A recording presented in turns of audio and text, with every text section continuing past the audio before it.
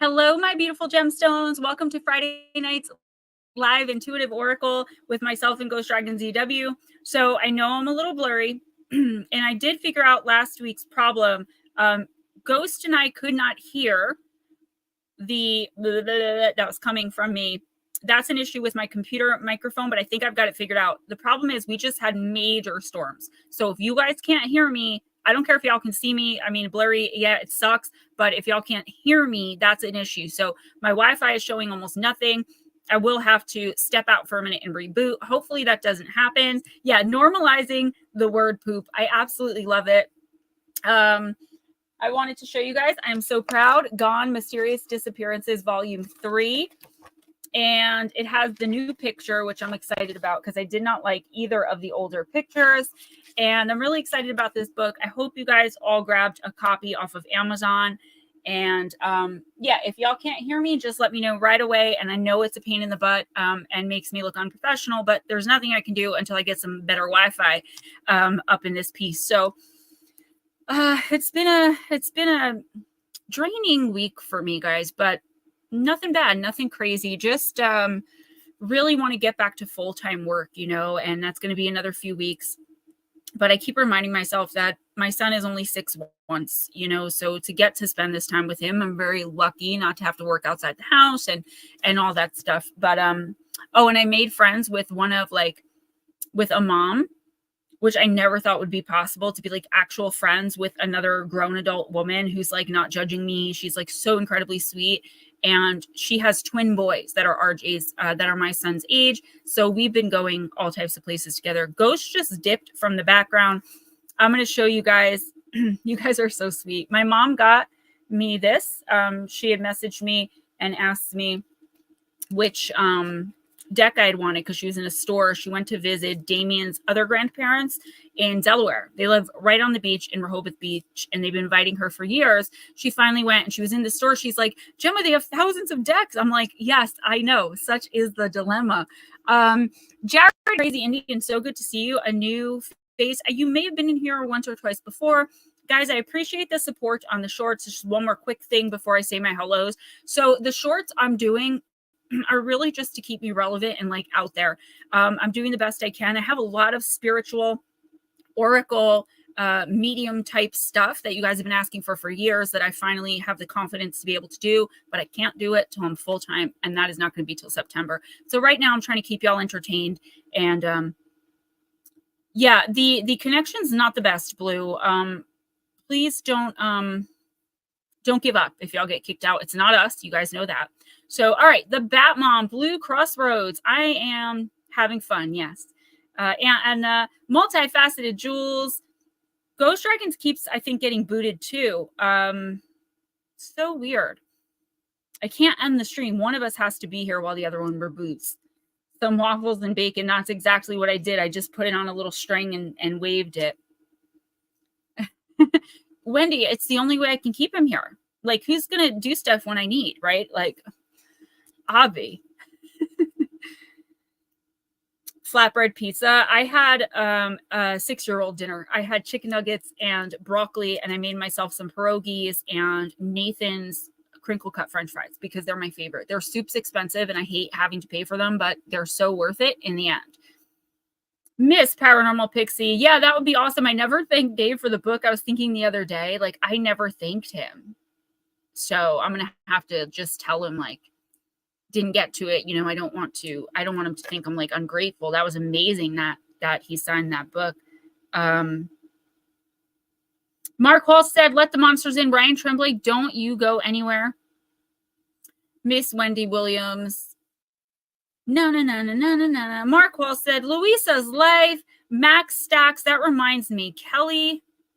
I don't remember her last name, but Kelly has been trying to get in for weeks and she cannot get in. So I'm going to have to send this girl, Kelly, a link. Jared, I hope that you hang out and let me stream for you, read for you. That would be awesome. And yeah, so let me, Ghost Dragons, let me bring them in. Max, I basically shop for my 6-year-old. You know, we eat kind of the same things. So, Willie, hi. There he is. Woo! Pixie, that's actually a really good idea, because if something happens where Ghost gets booted and my Wi-Fi messes up, the stream ends. And I mean, I can just redo it real quick, but that's super confusing. So I will do that. Let us get moving. And that would be perfect, because then you can at least be there. Do you know what I'm saying? And I may just leave anyways. It might be a StreamYard issue. You can't leave. You're mandatory. So I don't know what you think. When was that acting like you get paid? Acting like you get paid around here or something. Louise, I've missed you too, sweetie. One day I will have a staff that you will run, and y'all will all get paid. I will not forget the people who have streamed for me and with me and helped me grow my channel that I couldn't pay. I think about it all the time. With all that being said, and I'll keep pushing the book throughout. It is part 3. I'm doing an oracle, a guided meditation.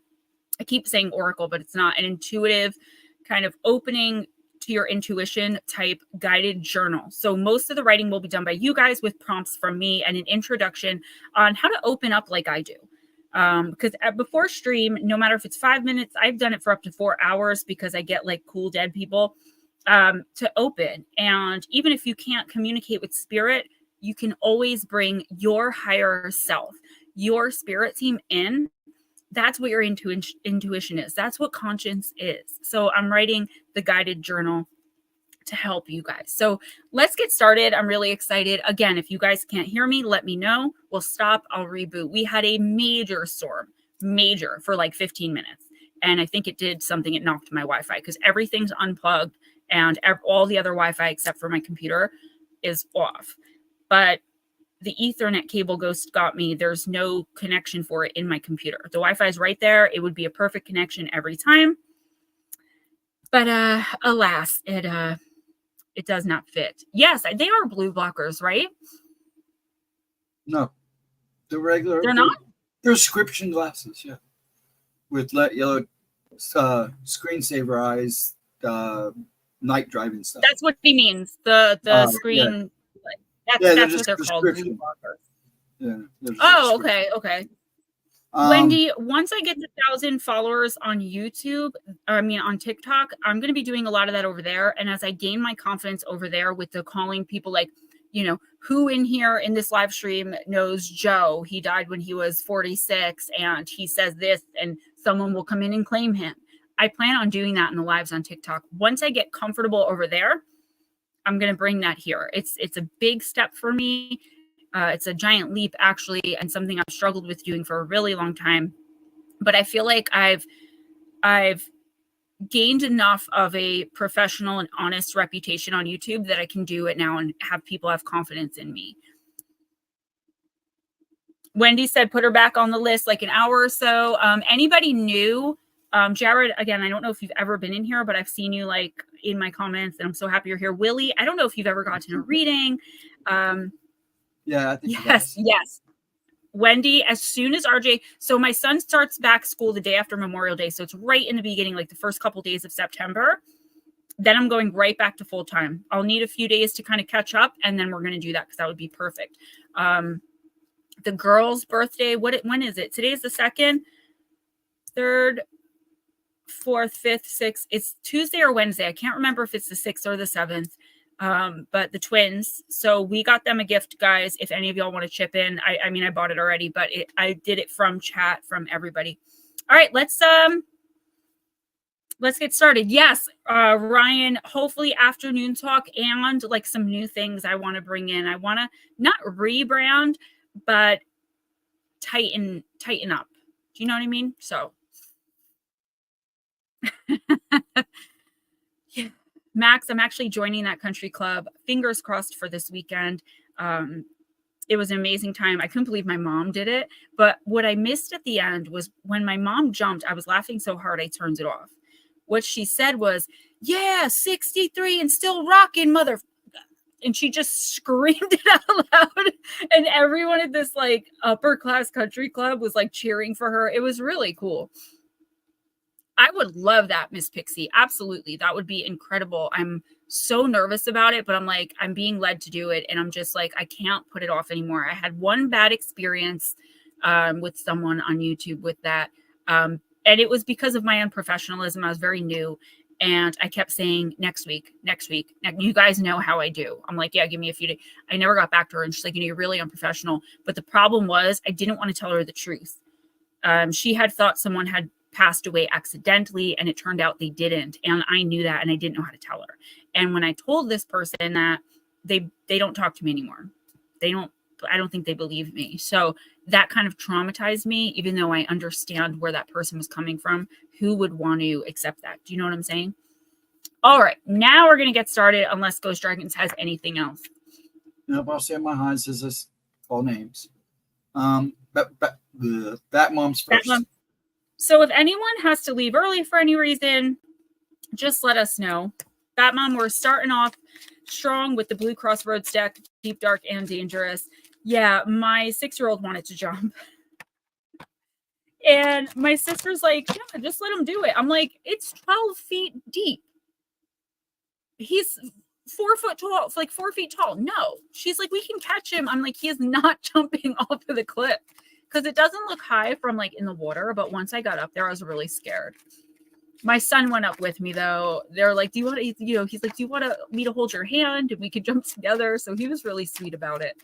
That place was so amazing. I'm going to join. I just fell in love with it. It's pricey, but it's so worth it in the end for me and little guys. So, and any of y'all that ever come visit my part of New Jersey, I'll take you. It's only like, I think $35 per guest. I can bring 2 guests at a time. And my little guy doesn't count, as a guest. All right, Bat Mom.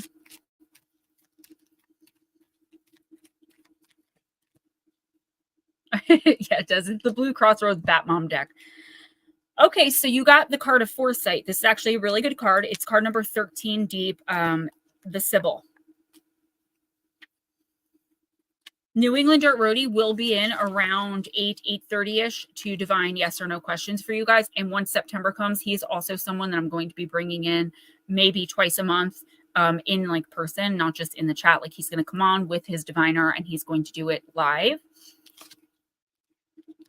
Develop rituals, Bat Mom, that will benefit and support you. Connect more strongly with your higher power. Intuition is valuable at this time. Use everything available to you to make a decision. Sometimes the answer is not clear immediately, but give it time. Get support from a trusted, wise friend. Now, when I've pulled this card in personals, people have messaged me back like, I'm not a practicing witch, right? I don't know how to do rituals. That is not the kind of ritual this is talking about. It's talking about getting into a routine of self-healing, of self-care, of self-acceptance, like whatever it is, taking a pink Himalayan salt bath with a little vanilla twice a week, lighting some candles, like whatever is self-care to you, making that ritualistic kind of like routine. In the ancient world, particularly around the Mediterranean, there were female oracles who were consulted for their abilities to look into the future. So if I lived back then, I would probably be a Sibyl. These wise women, called Sibyls, were powerful and often educated, and so they were feared. The Sibyl herself did not go by her given name, but by the name of the site of her temple. Her old identity was washed away when she trained to become a Sibyl. For example, there was the Sibyl of Samos, the Samian Sibyl on the island of Samos. The Sibyls usually spoke the words of the deity that was honored at the site, or the deity guided the divination method she used, and there was complex and deep ritual that surrounded her. When consulting a Sibyl, the shamanic style journey started for the petitioner by the act of traveling toward the Sibyl. And the psychological preparations of this kind of pilgrimage consolidated on that often long journey.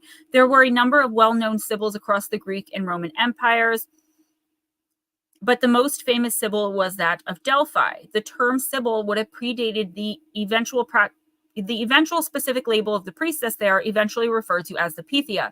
The temple complex dedicated to the god Apollo and also his twin Artemis was the most powerful in the ancient world. Bat Mom.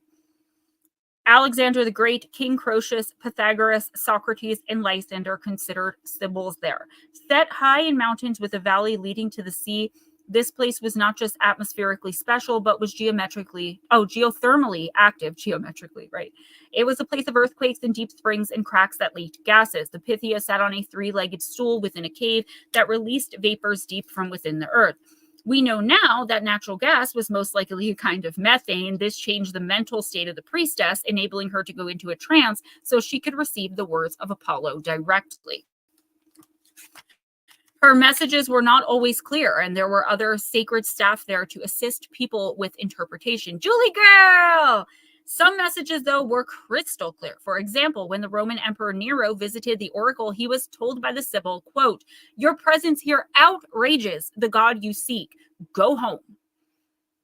End quote. We know before the visit, Nero had murdered many people, including his own mother. So your plant companion is Bay, and your crystal companion is Lapis. Ooh, that actually sounds really pretty, Jules. So Batmom, yeah, this card is saying something I feel like you already know, but you don't know that you know it yet, which is actually going to be the point of my guided journal.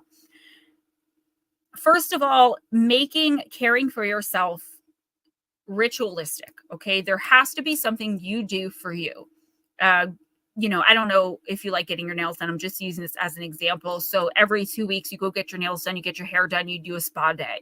Or, every 2 weeks you go hunting in the woods. Like whatever it is that makes you feel good and powerful, you go and do that at least twice a month and make it a point of like, it's something you can't miss. Make it kind of like a job, not where it's like a hassle and it's stress. You don't stress about it, but do you know what I mean? Like you only don't go if it's absolutely like necessity, right? You only don't do this for yourself if it's absolute necessity. And necessity is not ever putting anyone else first unless they're like sick or dying or something like that. Another thing I got from this card immediately is you have basically all the answers to everything you're wondering. Just because we don't want the answers to be what they are, like I'm just using this as an example, but say, that a relationship, your romantic relationship has to end because the person is abusive, right? But you don't want to know that because you want to love on this person to the point where they see what an amazing woman you are and they stay with you and they change their ways. But that usually only happens in the movies. I can't say people don't change because I have done a complete 360 and that's not a pat on the back. It's just facts. This is saying just because you don't like what the answer is doesn't mean that isn't the answer. And I do feel like there is time here. Like you are being told to take your time. Even if you know what the answer is, there's still the whole figuring out how to act on whatever the action is, right? What are the actionable steps? And that may be scary. Take your time. Stop stressing. And I know that's like, yeah, easy to say, but as best as you can, stop stressing yourself out. You already know the answer. So the only thing you have to do is number one, two things actually, accept it. Number two, and this is more than one thing. This is several things going on right now. And number two, figure out the actionable steps to get behind this because this is your team giving you these answers. Yes, you have to leave this person. No, this job's not right for you. Yes, that person is not your friend. They're actually talking poop behind your back. You already know. You are a very powerful intuitive. I don't know if you know that. Everyone in here has some sort of spiritual gift or intuitive sense, but you specifically, well, I'm being told not only through this card, but like throughout reading for you personally every once in a while and throughout this stream, you are very powerful in your intuition. You almost always immediately have the right answer. You just, like I do, so no judgment, you tend to ignore it because you want to see the best in people and the best in the situations. But here's the thing, not everybody has the same heart as you. And I feel like it's come time for you to finally accept that. Miss Pixie, yes, getting my hair done is part of my self-care and self-esteem ritual. Great. And I'm glad that you have those. Like, for me, I don't have much, like, this is me. This is for me. This is part of my self-care. It really, really, truly is. Life with Bobby, what's up? So, Batmom, yeah, it's like the universe is saying there is no rush here. There's 3 or 4 specific things that I'm seeing. And it's like, there's no rush for you to act on these. Just keep it stewing because I do feel like more information is coming to you about a couple of these things that'll make it easier for you to act more quickly or quicker. Yeah, Batmom, you know, it can be anything. When I came out of addiction, and I'm not saying you're an addict, I'm just saying, like, I had forgotten I was an addict for about 6.5 years, and I'd forgotten what I liked to do. And then I had to not only like relearn those things, I had to relearn them without drugs. So like I love bowling and I love karaoke, but I had to learn to love those things without drugs or alcohol. And I still haven't been bowling because I'm afraid I'm going to be bored. But I want to take little guy. So that's kind of like for me, like I want to go do that. Girl, I just need my license. That's a big factor in what's going on with me. Who's next? Hi, mommy dearest. Guys, mom in the chat, if you don't know, that is my actual mom. I don't know how she got that name through YouTube, but it's pretty awesome. Tim McKee, hello from South Carolina. Well, hello from New Jersey and Ohio. Or should I say Ohio? Who's next? That mom, she kind of like, it's like a term of endearment I always joke with her with, but when I do it publicly, I know she blushes and she's like, why did she call me that in public? That's why usually I shorted it to dearest. Blue Crossroads. I'm going to use Halloween. Wait, hold up a second because I think he went to go get his pizza. Okay, so we can go back to him. Okay, well then go ahead and do mom. And get her out of the way. Mom, I'm going to use the new deck. The only thing with this deck is there is some nudity, so I may not be able to show the card. Even though it's cartoons, YouTube will block my content. Oh, Blue's here. Well, let me do Mom, Blue, if you don't mind. And I will, well, Mom has to come first anyway. But Blue doesn't care, trust me. We're missing some people tonight, and I hope we're not missing them to another stream. I was totally backstabbed of someone doing the stream. They knew I did the stream at this time. I spoke to another person involved, and I just appreciate all of you guys being here with me. Instead of, I don't feel like it's like a betrayal, like stop in here, hang out for an hour, go there. I feel like that person betrayed me because they knew that I streamed on this night at this time. All right, Mom. We were just talking about, Max and I in the chat, Mom, we're talking about your jump at Crystal Springs. I said I turned it off too quickly because they didn't get to hear you scream the mother effer word. Yeah, I know. I know it's YouTube. They're so childish that if I show a cartoon breast, they will demonetize the stream. That's why I'm over on TikTok and Rumble now. Smoochy girl, what's up? Misbehaving. All right, Mom, you got the card of Protect. This is a beautiful deck for one card readings, by the way. I absolutely love it. All right, let's see. There's no nudity, so Protect. She-Rith transmission. We're told that we must protect and save the planet, but honestly, she doesn't need saving. She's simply tired and pissed off about how we treat her and one another. She'll also totally figure it out and adapt, as she's done many, many times before. You've seen how weeds break through concrete, right? Yeah, that's her in action. Instead, turn your attention to your self-protection, Mom, and stop building walls to keep other people out. Because when we care for and tend to ourselves and those in need, we ultimately also protect and nurture Mama Earth. This is how it works. Let protection be a reciprocal flow of love and care for yourself, for others, for your community, for animals. That's how we can protect Mama Earth, protect with love and care. So I don't believe, I don't talk politics or anything like that. So I'm not going to get into the whole climate change thing, which is weird that a card brought me there. What this is saying, Mom, is like reciprocity. That is when I give you love and show you love. Like when I bought you lunch the one time and I'm like, no one ever buys you anything. And so then you bought me lunch, and that's reciprocity. That's a reciprocal thing. I do for you and you do for me, not because of obligation, but because it's a nice thing to do. When I have it, I get it. When you have it, you get it. And I think you're at risk right now, as you always are. And we've talked about this because I'm the same way. I think all your girls are, that you're giving too much and it's not being reciprocated. So the energy you're expending and you're putting out there, the money, the time, the effort, the energy that you're giving to a specific someone even just thinking about them all the time, you're not getting that energy back. So that energy, when you put it out there, thinking about someone, calling them and they don't answer over and over again, and this may not be happening yet. This could be the universe. I see it more of like the universe reminding you about reciprocity, about equal give and take. Because when you just put it out there and the other person doesn't take it and do anything with it, the energy is wasted.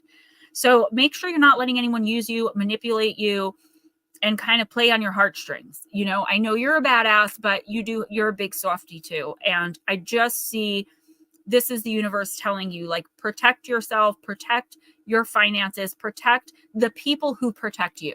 And don't let anyone like from the outside get in. Make sure you're putting yourself first, because it's not selfish to do that.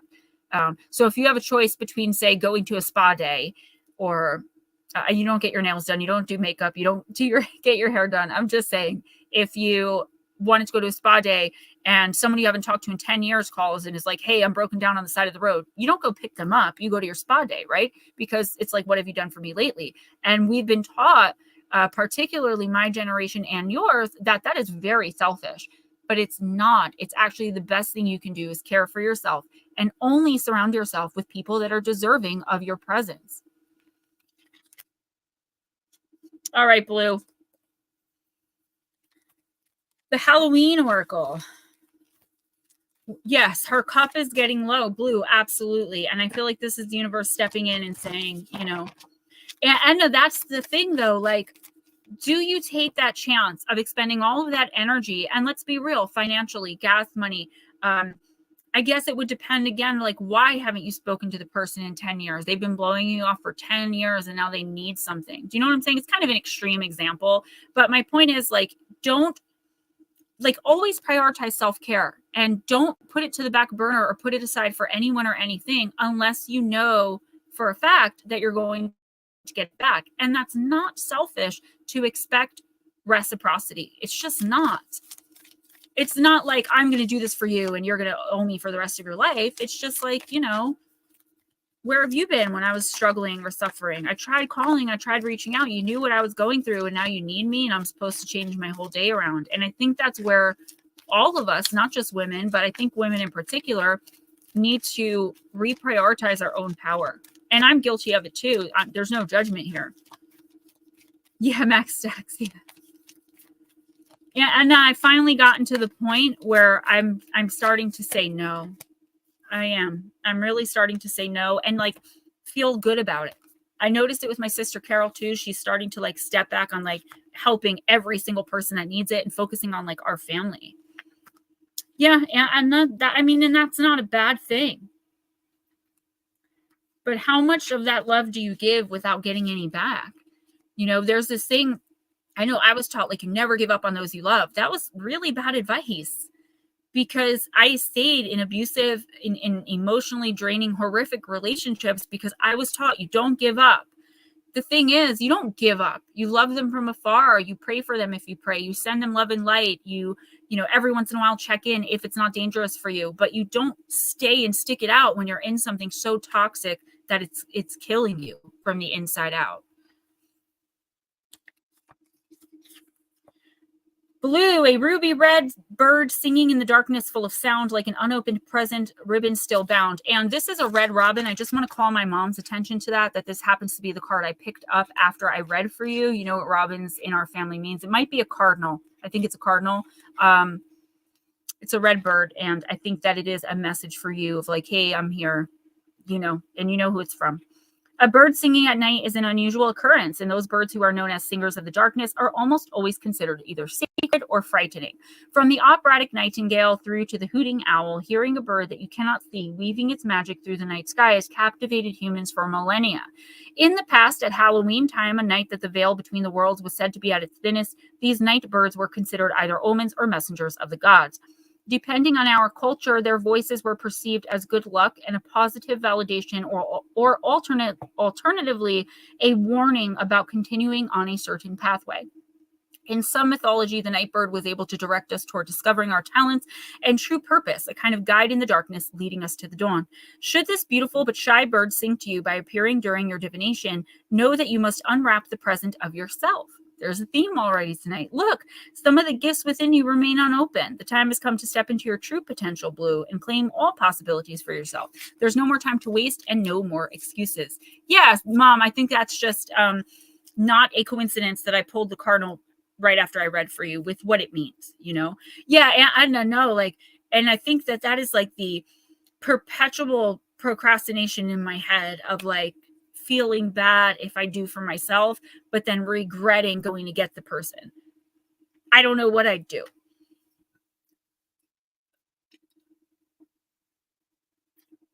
Yes, ma'am. I just found out that a mockingbird is called that because it makes the sounds of all the other day birds and like mocks them as they're going to sleep and nesting. The mockingbird makes, not everyone, but a lot of the daybird sounds to like mock them out of their nests.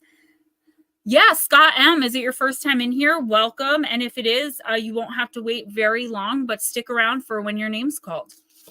So, Blue, I do feel like you are on a path of self-discovery, right? You completely turned your life around and upside down, but not in a bad way. This is like the best turnaround I've seen in a really long time. The universe is saying, don't get stuck. So I do see something coming in that might make you like, oh, you know, like I see you like worried, like, did I do the right thing here? And this is the universe saying, absolutely, you did. Keep looking deep down inside of yourself. And there's actually more of yourself to explore while you're on this journey by yourself. There's things, and I was just talking about this, like relearning things that I love. This is like you learning new things about yourself as you grow and you change. I feel like your whole life you've been one way, and like your thought processes and everything has been like one way, which was never a bad way. That's just your way of thinking, your way of doing, your way of feeling, your way of communicating. I feel like with this spiritual journey you're on, a lot of other things are opening up in you that may be a bit confusing because you're practical, you're logical, but you've also had crazy experiences in that practical and logical place. I do feel like you're opening up and you are definitely aligned with your path. I feel like impatience right now, and I don't know why I'm hearing suspicion, would be the two things that would knock you off your guard and like remove you from the path that you charted for yourself. Tim McKee, Scott M., good to see some new names or names I actually haven't seen in a while. I've been doing this for 4 years, so who's next? Real quick, Tim McKee, no, it's not. If you're new, let me know. Say yes if you're new, and I'll slide you in a little sooner, okay? Yeah, I know Scott's been here before. You shouldn't have to wait too long, Scott. The next person is Aunt Edna. So what's up, slow motion? Just checked in to hit like and spent the last 20 minutes sneezing. That reminds me, I have to send Eris. Please remind me after stream to send Eris. He and I spoke privately, and I have to send him some links, and I totally blanked on it. I feel so bad. So it is Tim's first. Welcome. Thank you so much for coming in. I do appreciate it. So the Chinese zodiac, I'm actually a pig. I was born in 83, so I know I'm a pig. And I'm going to use your favorite deck, the Angels and Ancestors. I don't have it open, but it's kind of calling to you. Tim, you'll be soon. I just really, like I said, this whole stream is a big part of my self-care process. Louisa, it's so nice to see you again. Mac, you guys are awesome. All of you are awesome. Always staying with me, sticking by me, rooting for me. I appreciate it so much. Oh my gosh, listen to this crazy thing. It's real quick, don't worry. So Ghostdragon sent a box of their wooden cars, and you glue the pieces together, and then you paint them with like water paints. Super cool. There were 4 cars in the pack. My son was so excited. For the past 2 days, he hadn't thought about it until it was bedtime. So, and he was upset that we couldn't do it. He was really excited to have these little model cars to paint. So of course I have to put them together. What I didn't know, because I've never done it before, is that the glue that it comes with has a little thing on it you have to pull off. So I'm sitting there like, why isn't it coming out? I squirted glue all over my face, my eyes, my hair. RJ was laughing so hard, and I wanted to laugh, but for some reason I got mad, and I'm like, you're laughing that there's glue in my hair? And he's like, no, I'm not laughing. So Luckily, it was like Elmer's glue and it came right out. But yeah, I'm not good with stuff. Wood Dragon, this is your year. Awesome. Oh my gosh, guys, one more quick thing I'd like to show y'all. Because a lot of people have asked me for this and I actually got it. Let me just, it's real quick, real quick. I want to show you guys this. It's so cool. So a lot of you guys have asked me for pictures of when I talk about my son's heterochromia. So I don't know if you can see it, but okay. So this is his girlfriend's eye, but do you see the green and the blue? It's pretty awesome, right? Yeah, it is. Rooster, rabbit. I think my husband is a rooster. Yeah, you know, Ryan, it just seemed so simple. It was a thing of basically Elmer's glue, but it just wasn't. But now I know better. I washed my hair quickly and he was really excited. Take me to later, much later, please. Yeah, Tim, I'm sure you'll fit right in. This is a really great community. Did you really? Everyone's always welcome. Everyone feels very comfortable, and I'm really proud of that. And yeah, he really does, my son. And they weren't always like that. So they were both like blue for a really long time. And I think when he was like 14 or 15, he said he just kind of like woke up. Hi, Tashadi, welcome. Oh, kitty cats. Ryan, let's not go there. So, yeah, Tashadi, thanks. I know I had mentioned that in the beginning of the stream. The audio is kind of the point. I'm having some Wi-Fi issues because of a storm. Ghost Dragons, can you go to private chat, please?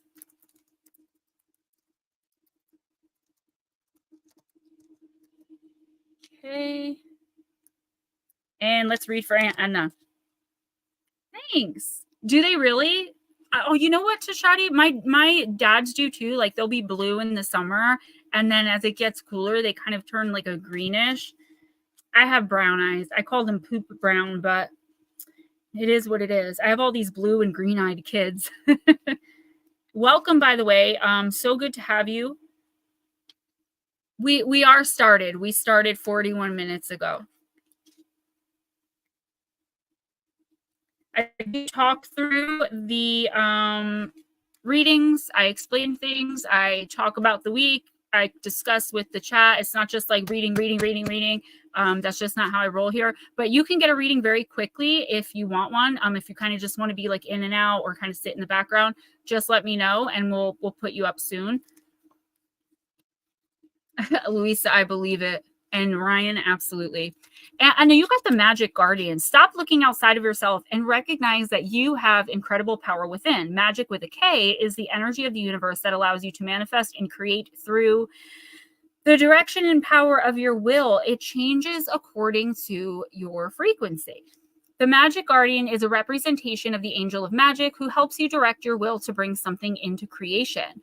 She is the angel who swirls around shamans and wise ones when they are calling on the energy of magic to help them manifest something that will be healing and supportive of their path.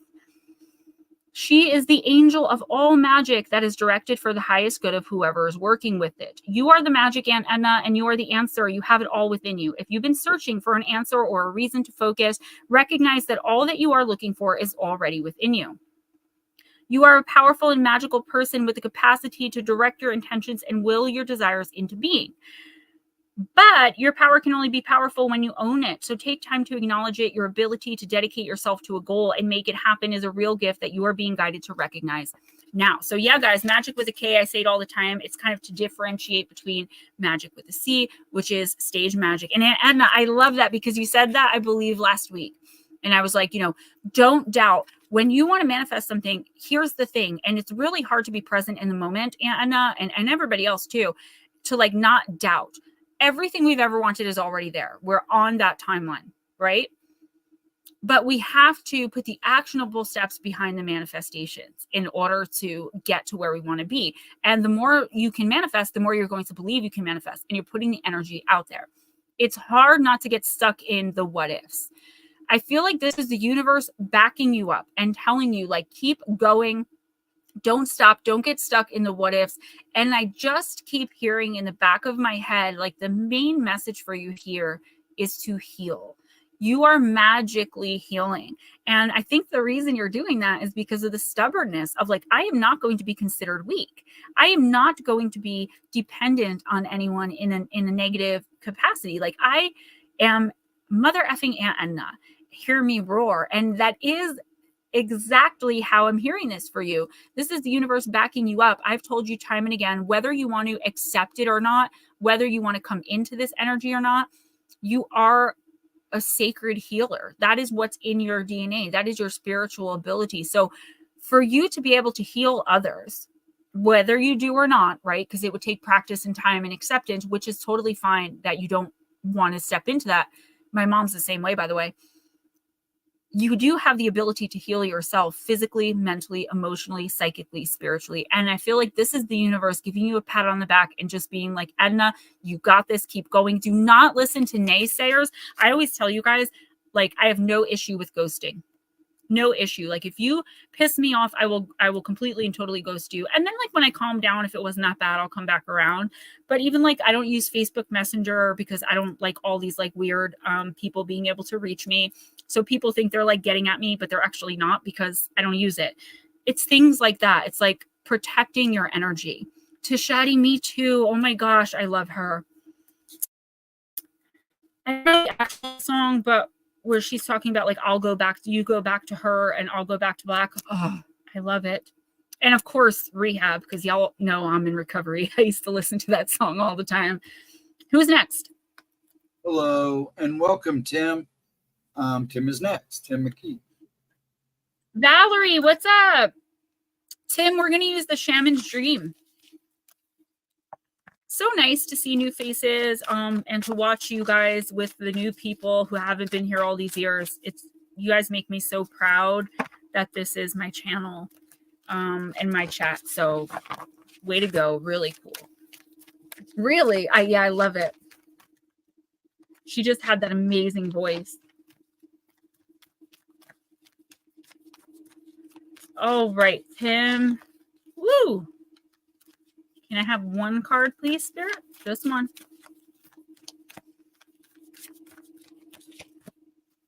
You got covenant, sacred contract, and that's pretty interesting because we talk about that all the time in this stream, on this channel, really. Tim, this is the card of commitment, sacred contracts, and the greater good. You are being invited now by the universe to enter into a sacred contract. The covenant card may also be a call to recognize that an ancient agreement you made with spirit needs to be renewed or canceled and torn up. It is an opportunity showing up right now that's full of promise, but you're unable to sign and seal the deal and commit to it for whatever reason. The reason is that it needs to be elevated to a sacred covenant. A covenant must be founded on the truth, not your truth or his or her truth, but a greater truth that takes the destiny of all of you into account. The covenant is not about your agenda only. Spirit must be invited to come to the table as a guarantor of the good faith of all and to ensure that the direction you are embarking in will be for the greatest good. Tim, it's important that you understand what you're signing up for. Be sure to read the fine print so as not to commit to something you will soon regret or that will compromise your integrity. Do not hesitate to put all of your own cards on the table so that your motives and desires are transparent and nothing's left in darkness. When shadow elements remain hidden, the covenant breaks down and becomes a contract with an unspoken dark side that is inevitably fulfilled. So the first thing I want to say here is being able to do what I do with my ability. You cannot break covenants or contracts, right? Maybe covenants, actually. I don't want to speak to that, but as far as your spiritual contract, people say that you can like go into trance and like that you can't break it. Not possible. Your human self cannot make a decision for your spirit self. Doesn't happen. Tim, I want you to be really careful with an opportunity that's coming in for you in the next couple of weeks. It may have already come in. I feel like just like what I said to I think it was Batmom, it's like you already know what you should do, but you don't want that to be the answer. And again, if this doesn't resonate, I guarantee you it will. There is someone asking something of you. There's an opportunity being presented. And I feel like on the outside, it looks great. Maybe it's one of those too good to be true things. It looks great. It's in a shiny golden package. And you're like, yes, where do I sign? But something inside of you, and that's your team, is telling you, like, read the fine print. Make sure you know what you're getting into. I do feel like someone's trying to manipulate you into giving something, doing something. And I feel like there's a part of you that like wants to do it. Either there's something really cool about it or like a really great opportunity, but it's mixed up in so much either drama or toxicity, or there's so much falsehood with it. The universe is telling you, like, you don't have to settle for less. You do not have to take this opportunity because you think it's the only one you're going to have. Maybe it's the only one you have right now. But I feel like by the end of the year, instead of trying to Frankenstein monster piece together like these little bits of perfection, you're going to get the real deal, the whole package. So whether this is a relationship, a job offer, anything that requires your effort and energy, that you have to sign a contract or something, that's what this is talking about. Don't take the first opportunity because you don't know what's coming. You don't know if anything's going to come next. It's like Who Wants to Be a Millionaire? You can take the $100,000 and walk away, but like the million is still out there. And normally, like, I'm not a gambler. I take the 100,000, but this card, this is your team. And they're saying, just wait, please wait it out, because by the end of the year, something so much better and more suited to you for your happiness and your well-being and everyone else involved well-being is going to come in. Whoever this is that's offering this to you, I feel like it's a desperate thing. They're just trying to get you in because like there's some desperation there, and I wouldn't be able to even consider what that is or guess, because I'm not connecting with them. I'm connecting with you. So do not give in to desperate people, and do not give in because you feel you're in a desperate spot. You're not.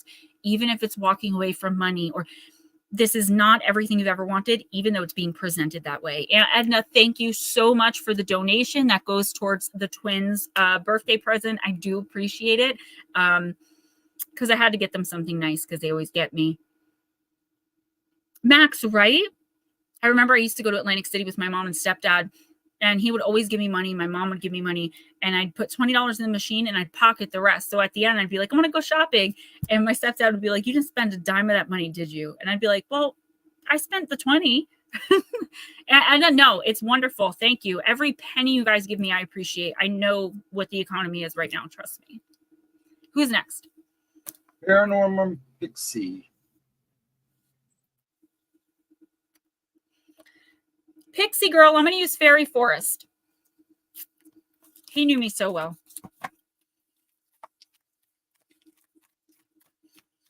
Everyone who donates during the week, PayPal, Cash App, even Chime, or Steven's Venmo, through Super, all the donations, every penny of it. I just want to thank you guys. If I don't thank you individually, sometimes I don't see it come in until like a week later, because I don't get any notifications. I have them all off.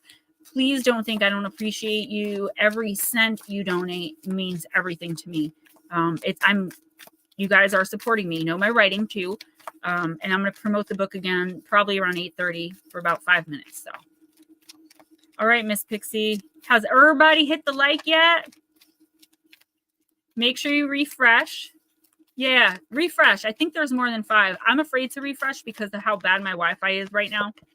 I should have just reset it. Maybe I'll take a break at 8:30, reset it, come There's back 20. in.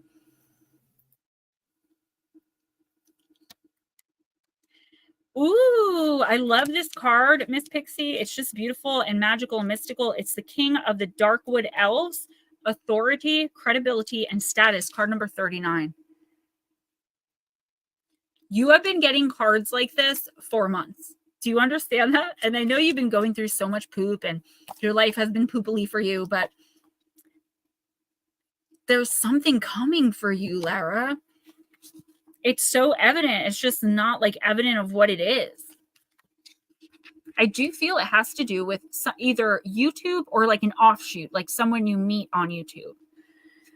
Lara, this Elven King has great authority and is widely respected. He is the keeper of order in a world of wild natural magic with a K, and his domain is that of defenses, borders, territories, and law. He can come forth when you seek strong definition in your life, knowing the right thing to do and needing guidance and direction to make the right choices, given the circumstances you're in. Remember that the person in your life represented by this card can be a hard to seek compassion. Okay.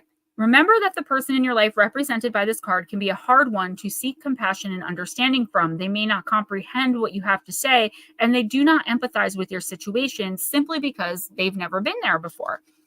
And they have no desire to walk in your shoes.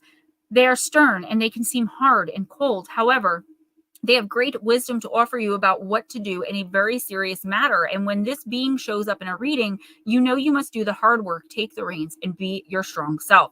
They offer wisdom of a serious and earnest kind and will not repeat themselves. The King of the Darkwood Elves offers you the opportunity to create strong, healthy relationships with very strong, earnest men and to take your own life and what you must do now very, very seriously.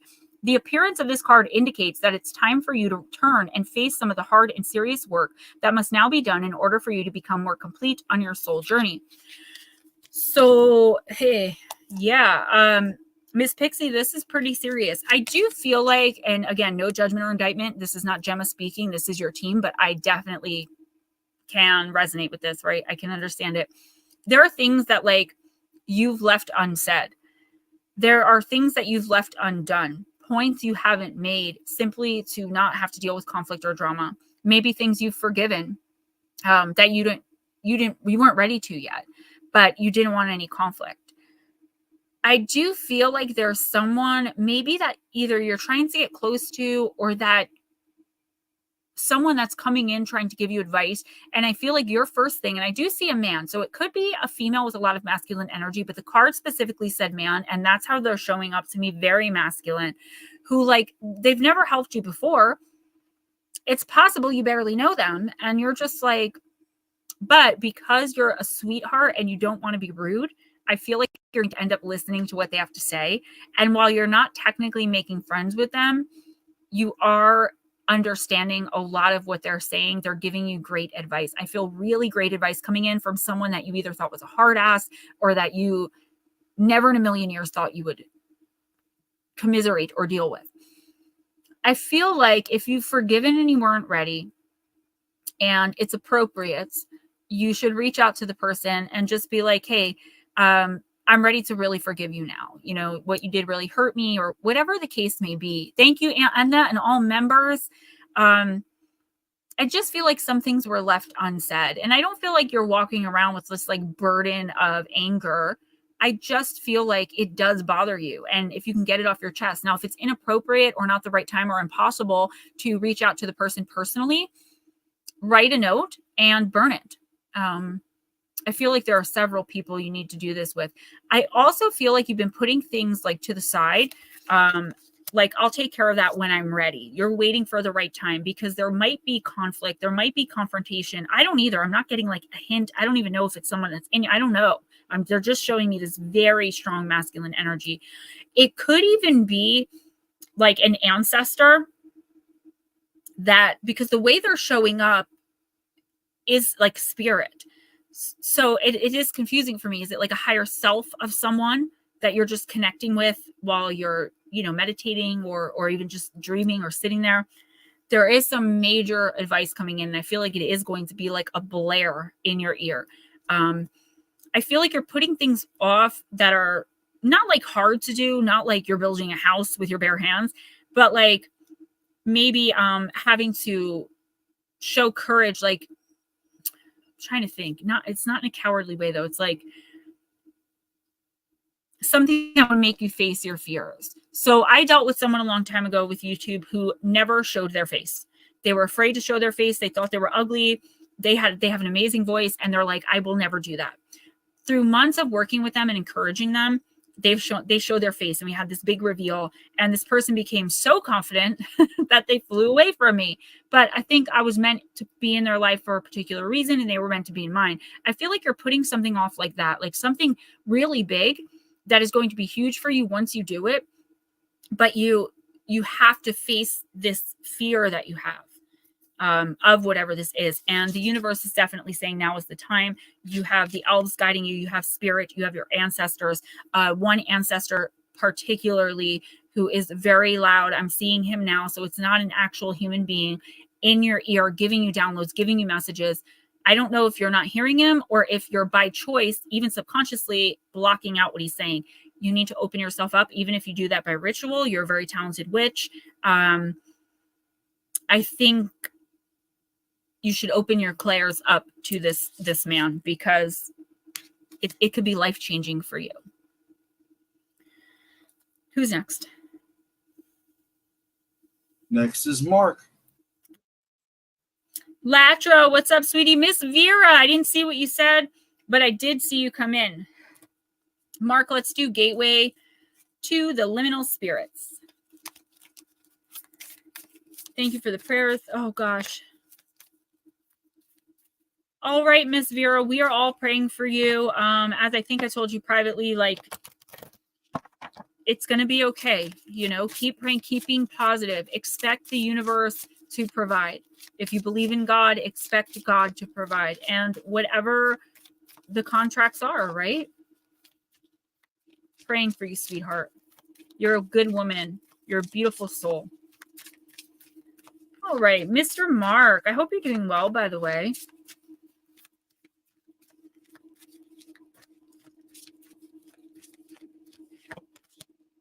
Honeybee. So I remember these cards are in very strange orders. There's like no order to them. So give me a second to find it. I believe it's back here. Honeybee would be hare, cat, deer, fox. Moth. Here we go. Peacock, corvid, owl, snail, salamander, snake, toad, monkshot. It's got to be in with these guys. So there's no rhyme or reason to how these are. Here we go. Yep. So it's in between the fox and the moth. Mark, the diminutive honeybee has a mighty impact on the world around her. The pollination of the plants she visits provides nourishment for other animals while contributing to her own family. Every bee in the hive has a role to play that ensures the continuity of the tribe, whether collecting pollen from flowers, building the honeycomb, tending to the progeny, or protecting the hive. It said that already. All of the honeybee's duties are important and worthy of respect. The honeybee truly understands the meaning of community, organization, and teamwork, as well as the sweet rewards of hard work. Messages. We tend to separate our lives into work and play, important and frivolous things. Just as the honeybee flies from flower to flower, pollinating all the way, we can find joy in the work we do and meaning in the colors of the artistry of life. Communication is essential to harmony within a family or a community. It is not upon one person to make everything work. And Anna, you were supposed to hear that too. And Laura, it is not upon one person to make everything work, but all of the individuals combines respect the role that each member can play in their own right.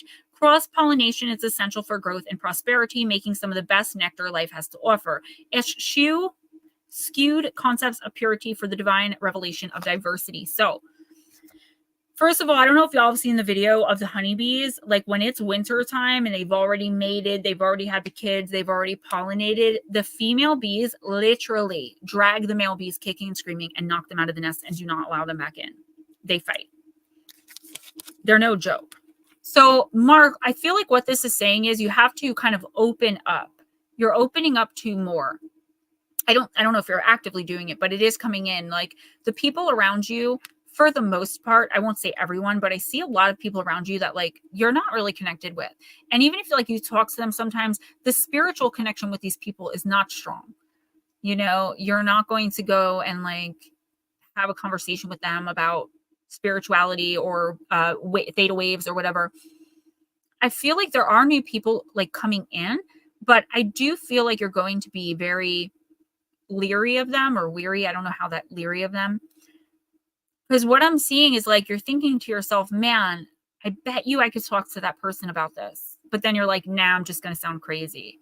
You know, like when I go to like family functions and I'm like, I promise I'm not going to talk to dead people or talk about serial killers. And then I do anyway, because it just comes out.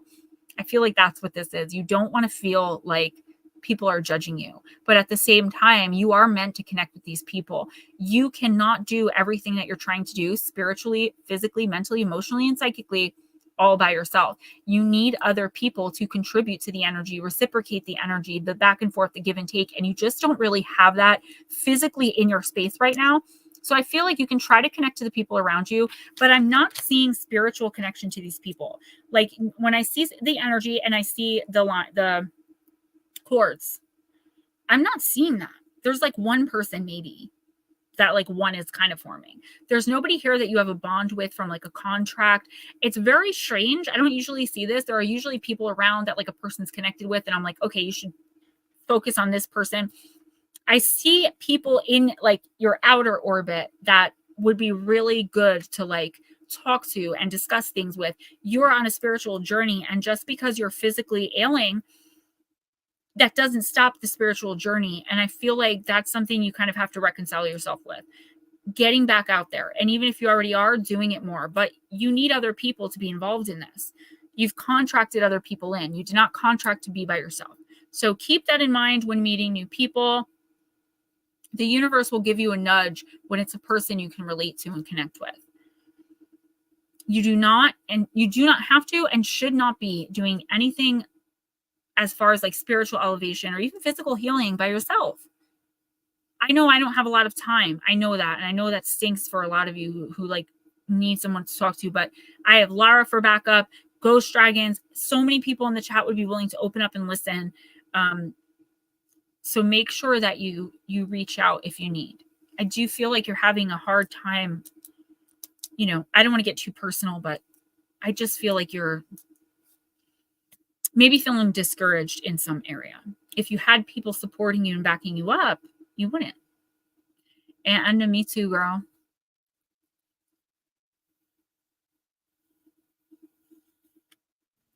Next is the ladies, Wendy and Valerie. All right, Miss Wendy, I'm going to use She Sirens, the naughty deck my mom bought me. Miss Pixie, thank you so much. Thank you to everyone donating. Guys, it means the world to me. And I did put Friday night chat when I put the from to Arisha and Snail's Gift. So I really appreciate that, guys. And once they receive them, I'll show you what we got them. So we're doing Miss Wendy first. I think Val's still here. Did she want the mermaid one? Wendy, do you want the mermaid deck or was that Val? Well, Wendy, you're first.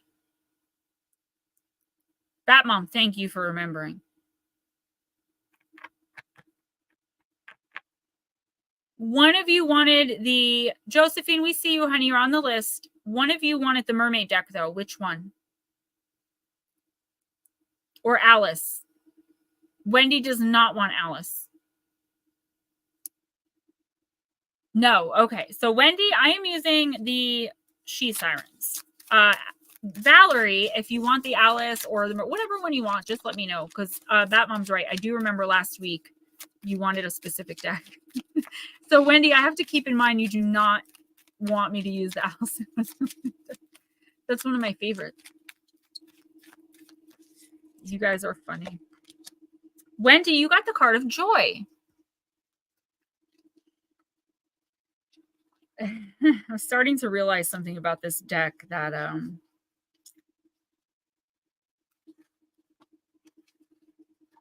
ooh, tuna noodle casserole. All right. Wendy, what if joy is possible right here and now? What if joy is necessary even? Can you be open to it? Can you let joy in? Will you recognize its taste and flavor when it's present? Consider you and your body as a place where joy can be, where joy can hang out, where you and joy can dance a bit, maybe even make out. Joy is a potent power. It's your potent power, so call it in. Bat Mama, yeah, I'm really realizing something about these decks. I'm not going to talk about it, but publicly. But my mom's definitely going to laugh. This will be the last one. So publicly, I'll use it privately. I feel like, Wendy, that what this card is saying is it's not that you're not allowing happiness. I feel like you're just jaded. I can't think of the right word. It's like, you're like, why enjoy this? Because it's just going to go to poop anyway, right? Why give my heart to this person, or why give my friendship to this person because they're only going to backstab me, they're only going to betray me. I feel like you're not allowing yourself because you built these walls, and rightfully so, like totally understandable.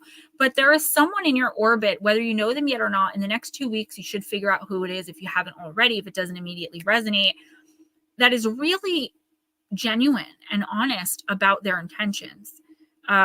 whether it's someone like that's offering to help you with a project, or someone that's willing to lend you money, or there's something here that you need that someone's like, hey, I have that. And you're like, I appreciate it, but no. Because the last 25 times you needed this, someone offered it, it was an issue. It was a drama. It was toxic. Absolutely goes along with last week. I feel like you can let this person in. It's okay. Like, I can't see the future, but I see in the now, this person is absolutely for you. They're just genuinely trying to be there for you, or give this to you, or whatever it is. Please accept this. And in accepting this, you're going to, your physical body, your spiritual body is going to remember what joy feels like. Remember what it feels like. So for example, say this is romantic. You'll remember for a moment what genuine kindness feels like, and that feeling of like, wow, this person actually likes me. I felt this the other day when my son's friend's mom invited me out again to do something with them, and invited me out for next week. And I'm like, wow, this person genuinely wants to be my friend. She's just a nice woman. I have a female friend in real life now, right? That's what this is. And I do remember now that you guys said it, because I do so many readings every week. What are you waiting for? Sorry, I got that song stuck in my head, but seriously, what are you waiting for?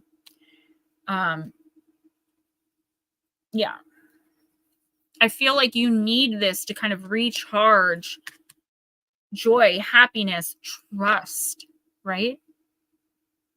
That's what this person is here for. Yeah, multifaceted Jules, for sure. I was so self-conscious the first time we hung out, and then she like invited me. She's talking about like play dates, and I'm like, wow, like this woman likes me. I have such little confidence that I always think like nobody's going to want to be around me. Like everyone's going to judge me. She's just a nice lady, my age, pretty cool, little younger, a few years younger. Max, I did. I was actually an honor roll student my entire school career. Yeah. Graduated. If I had graduated, I would have graduated with honors. Thank you. I do appreciate that. Val, so you want Alice. Let's do it.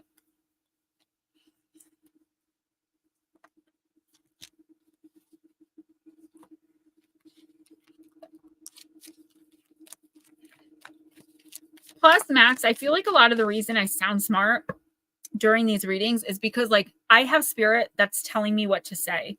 That's like speaking through me, and I'm like interpreting it. So I think that's one of the reasons too. Valerie, didn't you want it? Somebody really wanted a deck last week that I had already pulled the other card, and I thought it was you. You're so welcome, Wendy. Thank you. You ladies, you're so sweet. You really make my whole week. You and my little guy, when I get to see Mommy Dearest.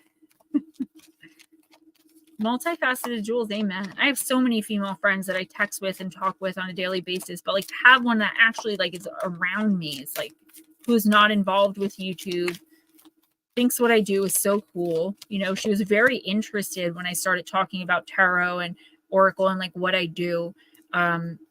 She didn't like snub me, and I think I expected an immediate like, oh, that's what I usually get.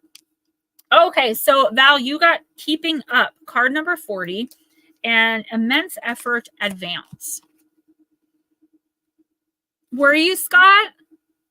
Me too. That is awesome.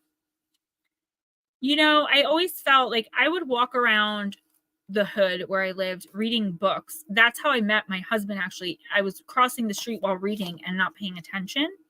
And he always said like he thought that was so interesting because there were so many addicts and homeless around, and then there's this girl walking around in a summer dress with big old sunglasses reading a book to the point where like I couldn't take my eyes off it. At the time it was the Bible, but I would also read other books, and I always told him I wanted to be an author, and he was always like, you can do it, and for someone to like recognize me for my intelligence for once was pretty cool. So I really do appreciate you guys. Blue Crossroads, are you okay? Blink twice if you need help. I hope Ghost is okay. Val, well, in our country, said Alice, still panting a little, you generally get to somewhere else if you ran very fast for a long time, as we've been doing. A slow sort of country, said the queen. Now here you see it takes all the running you can do to keep in the same place. If you want to get somewhere else, you must run at least twice as fast as that. The lessons of your life are taking place at a fast rate, far too swiftly for you to process them. It seems you're only just keeping up with all the changes coming to you. You must work very hard to make any discernible progress for now. You've been trying and trying to get ahead, and yet you always seem to be in the very same place. Girl, I resonate. This could be in almost any aspect of life, your finances, relationships, career, or success. At this point in time, the answer is to keep working even harder. I listen to audiobooks now because I do fall asleep, even reading my own stuff. Val, you will not have to do this much work with this much effort for perhaps ever again, but the only way out of your current situation is to accelerate, get intense, and push for the breakthrough that is just ahead of you. You'll need to devote more time than you would wish, and sacrifices will need to be made. However, if you do this, you will push through the resistance and explode into the next stage of your life. Put all of your effort into surging ahead and watch as you begin to move in the tiniest of ways ahead of where you've been. Once you take the lead, stay focused on where you're going, and you'll begin to leave the place you find yourself in now. When you push through, others will recognize this incredible dedication you have to your own life. This will inspire them to push forward with their own dreams too. One thing is for sure, Val, the intensity of your approach brooks no resistance. Your movement and energy will drive away all stagnation. Now go. Divination, a time of very hard work, getting ahead, determination, and resolve to push through into the next stage. The urge to improve your status and be rewarded, moving quickly with strength and stamina, a great deal to process and integrate. Yeah. So obviously, I mean, I can't say obviously, actually, probably more than likely, this is not talking about physical strength. I feel like you've just been through so much, like so many of us. And it's like, no matter how hard you try, you always end up in the same places with the same people. You know, it's like the same person, different face, same situation. And it's like you're making different decisions. The universe right now, and this is a little bit off card, which happens sometimes, which is why I read intuitively, is like you're not learning the lessons. So you're understanding like where the relationship went wrong, or like where you went wrong at work, but you're not understanding like the role that you played. So even when someone like is abusive to us, say emotionally abusive, it comes from a seed we planted. And that's not to say anyone deserves to be abused or like we ask for it, but like there were steps that you took to get into the situation. I feel like the universe is just kind of pointing your attention towards that and saying, once you put all the hard work in and do what needs to be done and keep going tirelessly, knowing that you need to get away from or out of or into something you want desperately here and you know you need. I feel like there's a lot at stake too for this, but you just are like you said, like, girl, I don't have the strength. I can't do anymore. The universe is saying just do a little bit more. Keep pushing as hard as you can. Keep working towards this goal because you are in the process of manifesting it. Just remember that the universe is on an eternal timeline and we're on a Gregorian calendar. Like it's nowhere near the same. Once you do get through this and you can finally rest, it will be the last time you have to deal with poop like this. It will be because you will have learned the lessons you've needed to learn. I feel like you've already learned them now. Like you understand how you got wherever you are, like why you need to, you don't want to do it. It sucks. But like once you do it, now you know how to never end up back there. And that's happening to a lot of people in this community that I read for specifically, or that I talk to and hang out with, like learning these lessons and knowing like, girl, like once I'm out of here, this will never happen again. With work, with love, with just kinships, friendships. I'm telling you, people, intuitives and people with special spiritual abilities are opening their eyes at like massive rates. Are you ready for your next? Yes. Ryan. Scott's been a good boy. Ryan, I am going to once again, because I know you love it so much, use the Vampire Oracle.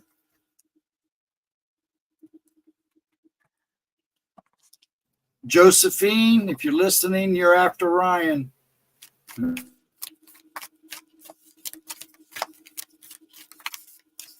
And I promise you, it is different this time. You're not like delusional about that. This is your time to step out of this space and never have to be in it again.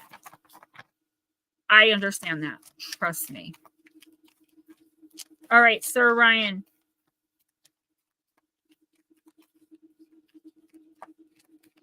Multifaceted Jules, thank you so much for letting me know. She said, Gemma, I wanted to let you know that your prediction or message from 2 weeks ago came full circle this week. Is everything okay? I caught someone that I trusted rifling through my things and showing complete disregard or disrespect for me. I saw it. I saw the whole scene play out. I knew it. I'm so glad you were made aware of it by spirit. Ryan, me either. That's why I love this deck. Carl, what's up, girl? Louisa, yes, that's amazing because that's the point, right? Even if you don't get a reading or even if you do get a reading, you know what I'm saying? Like, it still resonates. In front of who, Wendy? Miss Carl? Oh boy, Ryan, you got transgression, flaws, contradiction, mistake. I'm not laughing because I'm laughing. Card number 41.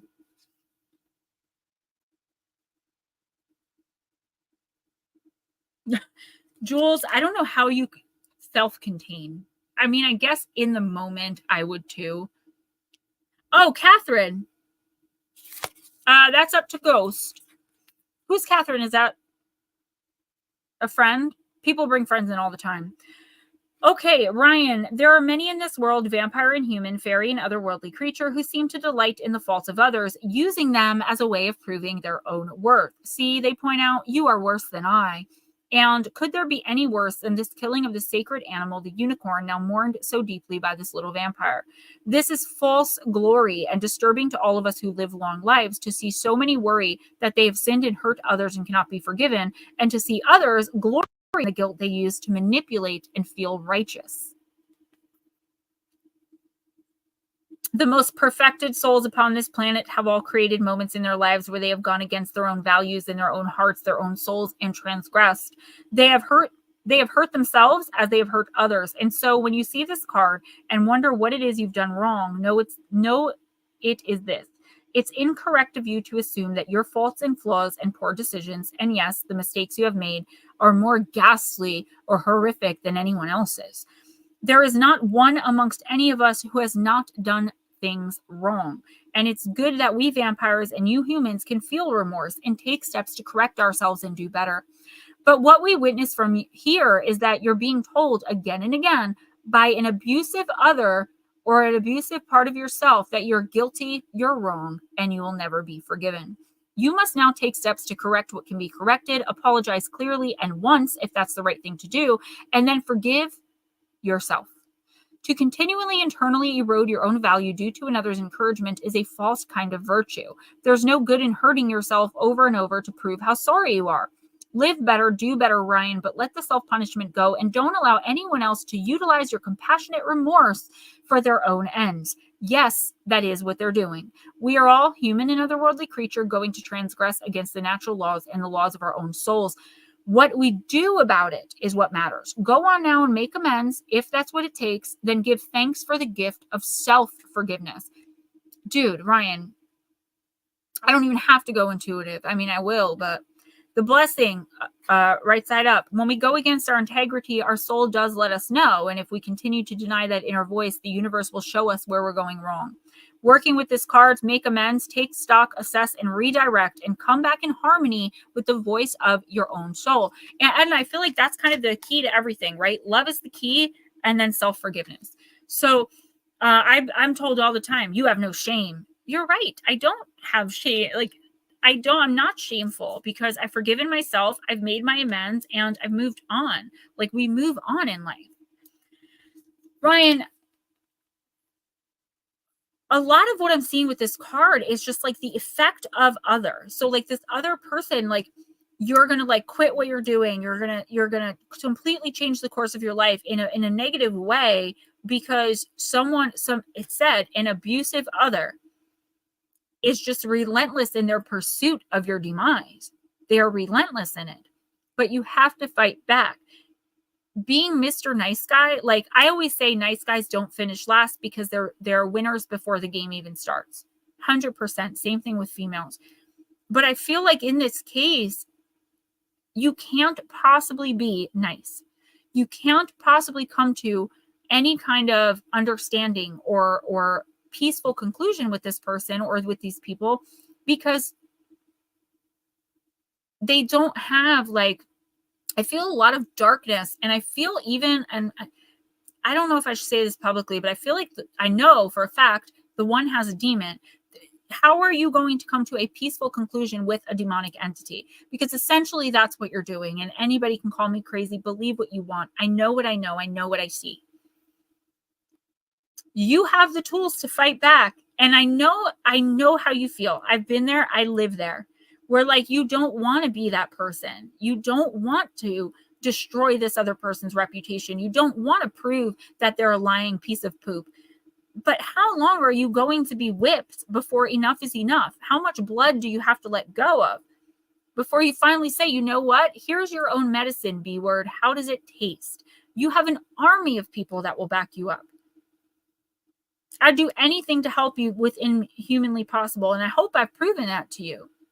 But you have to take the steps. You don't want to hurt anybody. And that's noble and righteous. But how much are you going to take?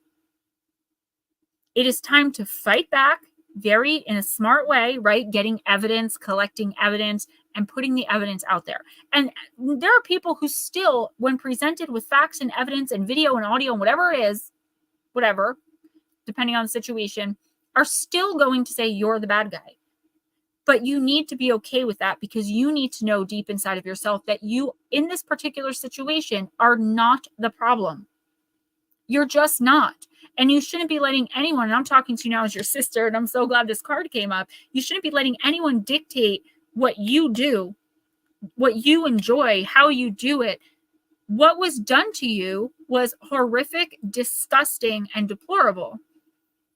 And you can screenshot an audio. Came off a long time ago.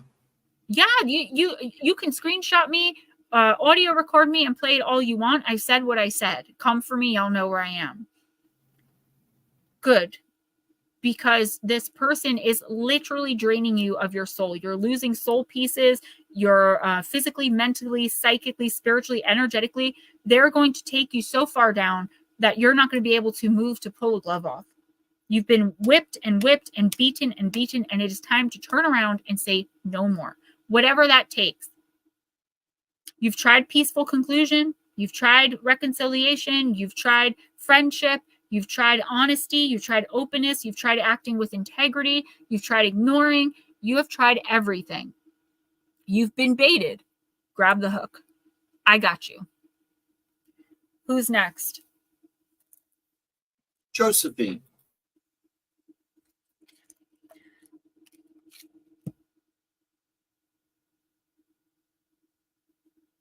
This is costume jewelry. It's nothing real. I've got the hematite and black obsidian spider on. I've got labradorite and blue kyanite and quartz on my neck. Yeah, thank you. I love my jewelry. As long as it's crystal jewelry, I'm all in. All right, Miss Josephine, I am using Moonology Manifestations. Yeah, Ryan, see, you don't know, like, And not everyone knows what I know either. You can do this. You got this. And I particularly, purposefully, specifically put my name in it. And I don't care. Because I know that, like, you're not in the wrong. You know what I'm saying? I don't get involved in conflicts, but it's just wrong.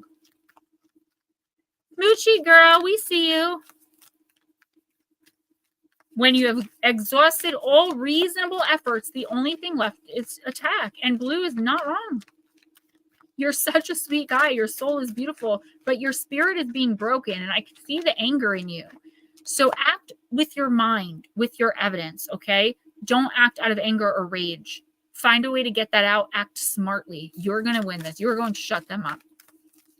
Natter! New England Dirt Roadie is in the chat to take yes or no questions. He is divining with a divining pendulum, right? Yeah, Wendy. And I accidentally slipped out to you what he and I did, but yeah, thank goodness, Max. I felt really bad when that person came in and was like, your internet stinks and stop talking.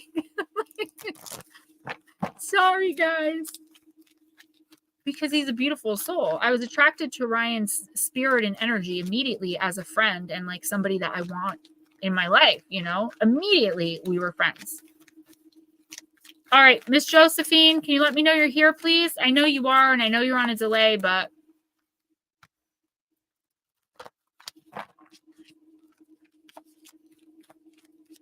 Max, thank goodness. Guys, support the shorts, okay? Yeah, multifaceted Jules. You know, it doesn't matter how wonderful, amazing you are going to be the a-hole, the poop head in someone's story. It took me years to learn that, like, I am not for everyone. People are really horrible to me on YouTube, but I'm good with me, so I don't care. I post their nasty comments in the community tab. Josephine, I know you're here. So you got full moon in Leo, go wild. Guys, don't forget, I see it. Thank you. August 8th, the Lionsgate portal. Now I'm going to try my best to do a short at least on that, or maybe like a 2 to 5 minute video. Look it up. Look up what the Lionsgate portal means for your sun and moon signs and prepare, because we're also going into a retrograde very soon. I think the 5th. So we're in the shadow phase. That's why everything's going nuts. This is a beautiful card, Josephine.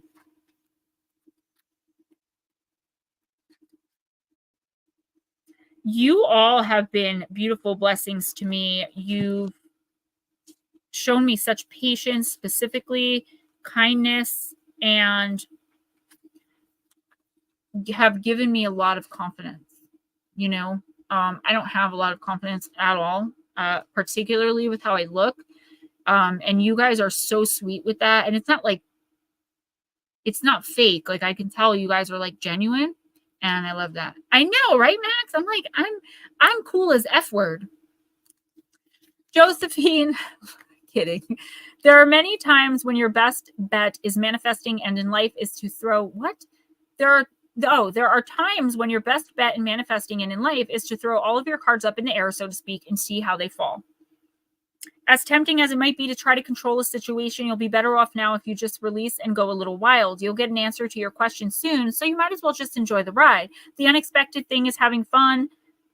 The unexpected thing is that having fun is one of the most powerful ways of manifesting your desires. Distance yourself from arrogant people. We should all do that.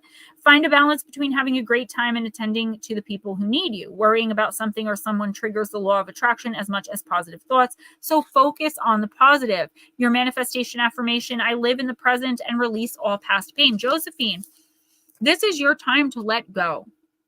Oh, Valerie, thank you. I was for a while under Harley Q. Monroe, believe it or not. Josephine, this is like, you guys are so sweet. Josephine, give me a second. There's a couple things before I get in. First of all, you guys are amazing. I don't take compliments well, but I do appreciate y'all. New England Dirt Roadie said, who did I answer questions for last week, and was it accurate? Also, yes or no questions. He's really good. He says he doesn't know what he's doing, but that's kind of how it starts. Spirit just overtakes you and gives you your gift. So let me get moving. So Josephine, there's a situation, there's something that's happening right now in your life. And I feel like it's been like ongoing. You've been working towards a solution, even if you don't realize it. You've been taking steps. I feel like you're kind of aloof. Like, you know, something's wrong, but like, it's not wrong enough for you to like really do anything. So say you're in a relationship, the person completely ignores you. There's no love. They don't hug you. They don't kiss you. They don't tell you you're pretty. They don't sleep in the same bed with you. They don't sleep with you. You know that they're having an affair. Like, but at the same time, they're not hitting you. They're kind of just leaving you alone. And honestly, in my opinion, that's worse. Not to take away from anyone who's physically abused, but I think you guys understand what I'm saying. Most of you do. So it's like, it's not like you're in any danger that you have to run or like make a snap decision. You have time, but the universe is saying Like, time is almost up. Like, you've taken a long time. You know what you got to do. You never say just leave. I'm not saying you're being abused, but there is something going on where someone is not treating you right. So whether it's a boss that's not paying you enough, an overbearing mom, a boyfriend who's just not good for you, or husband, a kid that's manipulative and spoiled. Josephine, the universe is saying, get out of your head. Even if you can get out of the situation for a few minutes a day, you need to focus on you. We talked about this in the very beginning. This is prioritizing self-care, doing what you love to do simply because you love to do it.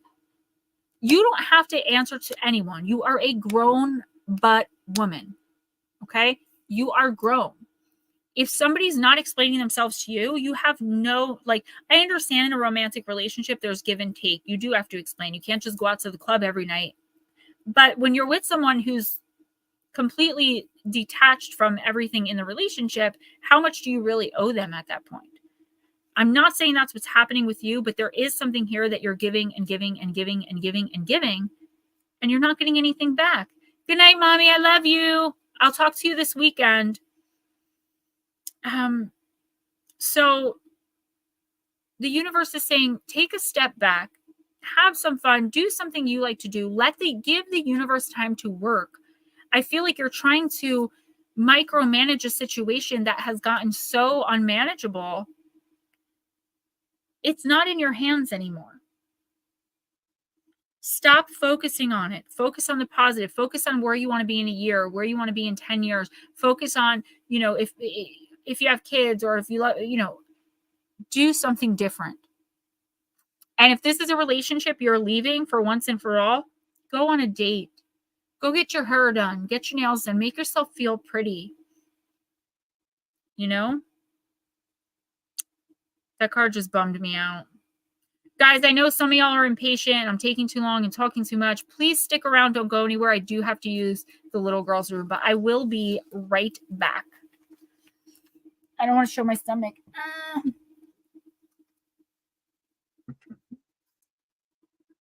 Okay. Next will be Katie, Wendy. So if Katie's there, get her ready. Good night, Mom. Have a pleasant night. Then after Katie will be Louise Life. And then after Louisa, Max Stacks. So Katie, the Louise, and Max will be next. I hope everybody's having a good week so far. And a good Friday night. Hope you're enjoying your time with Gemma.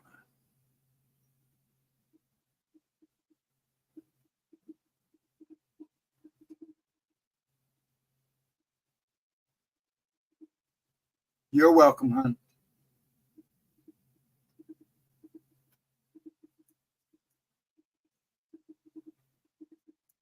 Just reading chat.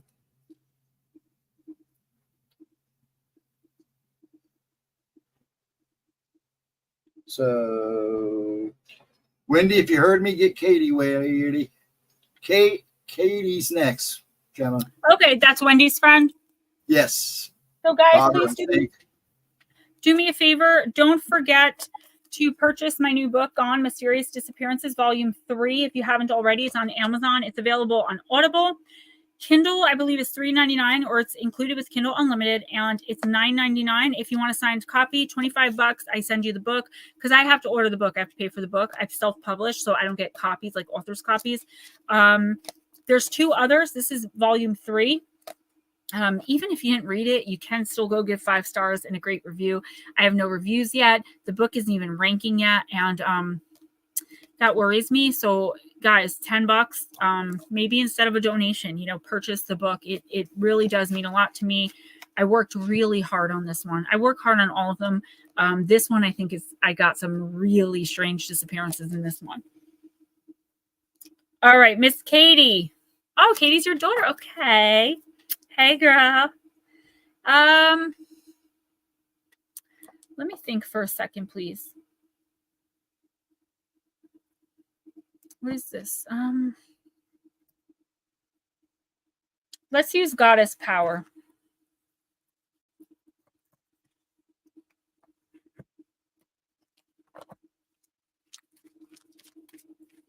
Really? Jules.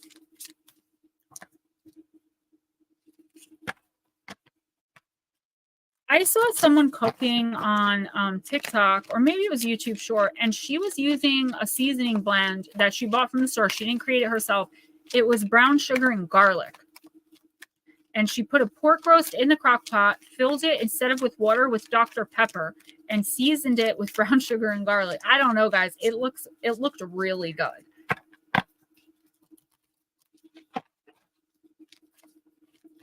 All right, Miss Katie.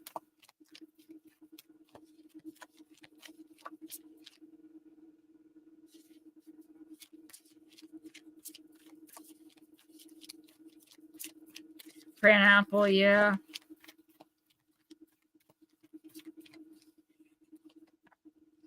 Lightning? Wow. It was storming really bad earlier. That's what happened to the Wi-Fi. It always happens right before I get on too. Hi, Katie. Okay, so I got your card. You got it in the upright position, the positive, even though shadow is usually positive too. Card number 47, schools, and it is the card of the future. So let's take a look at what she has to say.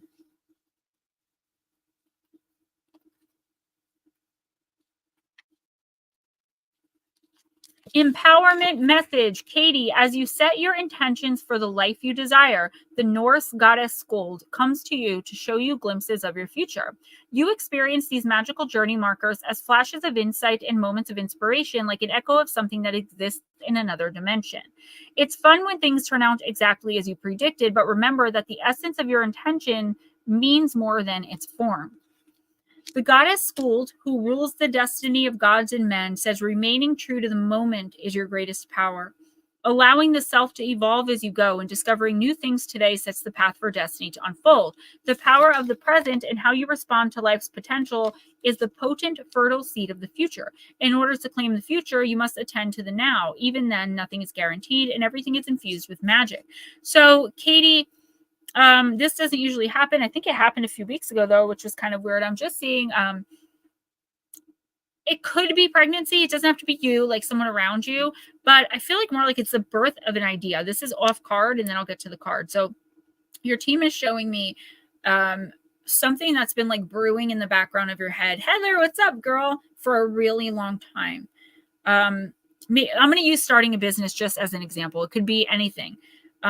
It could be, planning on meeting the right one and getting married, or buying a house for yourself, or there's something that you've wanted for a long, long time. And there are like remnants of it in your thoughts all of the time. Taking a second to think about it. The universe is saying, look around you at the positive in your life. In the past 6 months, what good things have happened? You can't honestly say nothing. Heather, absolutely, yes. You can't honestly say nothing. It's a little bit of a weird message, so just bear with me, Katie.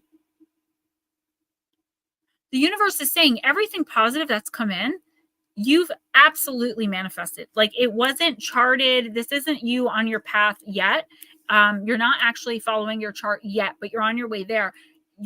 Everyone in here has a different amazing spiritual ability. We're better at some things. I speak to the dead and I'm an oracle. Some people are healers, and your thing is manifestation. And I feel like what this card is telling you, particularly in the next 2 weeks, is like, yes, negative, bad things are going to happen. Yes, they're happening. Okay. But if you focus on the positive things that have happened, you'll realize that you've actually put more effort into those. The bad things are things that are just happening because they do. So I hope you understand this, because it's coming in very strong and very clear. If you focus on the positive as best as you can, try to be happy in all situations, see the bright side. If there is no bright side, the bright side is you seeing that there is no bright side and removing yourself, even if it's just detaching emotionally. In the next week or two, the universe wants you to sit back and think about whatever this is that's been running through your mind. There's something that you want very badly. Again, I'll use starting a business. Start looking into how you would do that. If it's, getting married or just wanting to be in a romantic relationship, do whatever it is that makes you feel comfortable for you to get out there and meet someone that you connect with. There's something here. The universe is saying the only thing that's stopping you from getting what you want is that you're not taking the steps to get them, because You're so focused on like the negative things. And I also feel like there's something like, I said this to someone before too. There's something in the back where it's like, I'm not going to get into this again. This has already happened before. Wendy, wasn't that you? Again, it could be the birth of an idea. So giving me her age puts this into perspective and makes me understand why the messages were coming in so weird. She's not getting married. That's why it was weird. This is going to sound really cheesy. Okay. You can literally do and have anything you want. You have this power in you, specifically you. I'm not talking about, like just as a human being, you're wonderful, you're, child of the universe. I'm talking specifically about Katie. You have something divine in you where you're manifesting like this. I believe it's your age. You haven't been as tainted yet as so many of us spiritually. Mom, Wendy, build this up in her spiritual ability. It's nothing to be afraid of, right? There is something here that you're trying to gain, that you're trying to achieve. It's seriously, I see it all over you, which is why the whole marriage white picket fence thing wasn't making sense.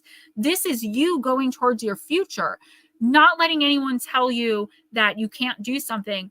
And again, it's cheesy, but this is your spirit team. Stop following the crowd. You look fine. You're beautiful. You're doing the right thing. In the future, and it's hard to think about this, 10 years from now, 20 years from now, you're going to look back and either wish you hadn't followed those people who are going nowhere because they literally are going to have a really hard time. There's a specific group of people I feel like you're drawn to. They may be cool, or they may seem really nice now, but they're not forever friends. You're looking in, I'm just channeling now, you're looking in the wrong place for acceptance, for friendship. I feel like you might be kind of a lone wolf character. Like, yeah, you have friends and stuff, but like in your mind, your ideas, you feel different. And the reason for that is because you have spiritual ability. Okay. So it's like me when I was younger, seeing dead people everywhere, telling my friends, oh, it's so cool your grandpa's here. Meanwhile, grandpa died 3 years ago and I'm a freak show now. I feel like there's something inside of you that feels different and that feels other. And maybe you're having some trouble connecting because of that. I'm tearing up. I'm sorry. The universe is saying, as hard as it is, stay focused on what you're doing, because there is something big in store for you in like the next 10 or 15 years. This is charted. This is destined, but free will can change it. So if you make the wrong choices, you're always going to end up back on your path eventually, but you don't want to be like me and end up there at 39 years old. There's this, oh, what is this? Being drawn to like this. It's so negative. And I feel like it's so different from who you really are. There's something here of like, please understand that like being the lone wolf, being the one that's different, you are going to be the one that's different because you're successful. And you could take this advice or not. Gemma is not giving you advice, though I'd give you the same advice because I've been there. If you need someone to talk to, we can do like a 3-way video or call with your mom. As soon as I get a little bit of extra time, you have ability. You can even either work with it and I can help you, or we can shut it down. But that is what's causing this kind of disconnect of like, why can't I fully connect with people? Why do I feel so different and so other, even when they're not making me feel that way? You are, I don't know if it's medium. I don't know if it's, I would have to like physically look, like speak to you, but I feel like that's why. And I feel like, okay, I got it. I'm sorry this is taking so long, but knowing her age put a huge perspective on this for me. When you're by yourself and, you know, you're worrying over something, or even when you're excited over something and you get these like thoughts in your head that you're like, oh, where did that come from? And these intuitive hits of like, I shouldn't get in that car. I shouldn't call so-and-so. But you like, it's weird because you're like, oh, that was weird. And you go along with it anyway. No, that is you connecting to spirit. That is a very special gift that not that many people have. And if you can learn to listen, okay, you may look uncool. You may look like, you know, you don't fit in, but you don't fit in. But it's so good that you don't. So what I would say the main message of this is you got to connect with your spiritual ability or detach.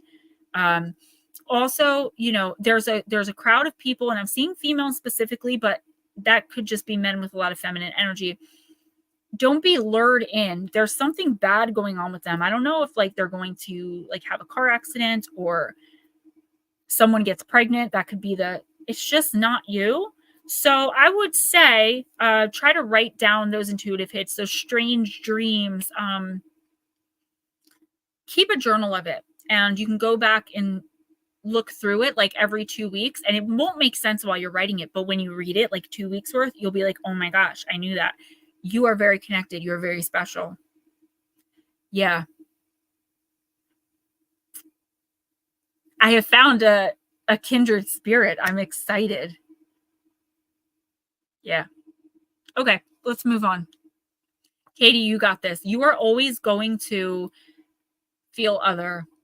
It's who we are. But then you find your tribe, you know? Let your freak flag fly, Katie. Stay away from the mean girls. I do see something, unfortunately, very traumatic happening with those girls. I know it's kind of cliche, but I guarantee you in the next 6 months, you don't want to be a part of it. Don't get into like cars with them. I don't know. It's not good.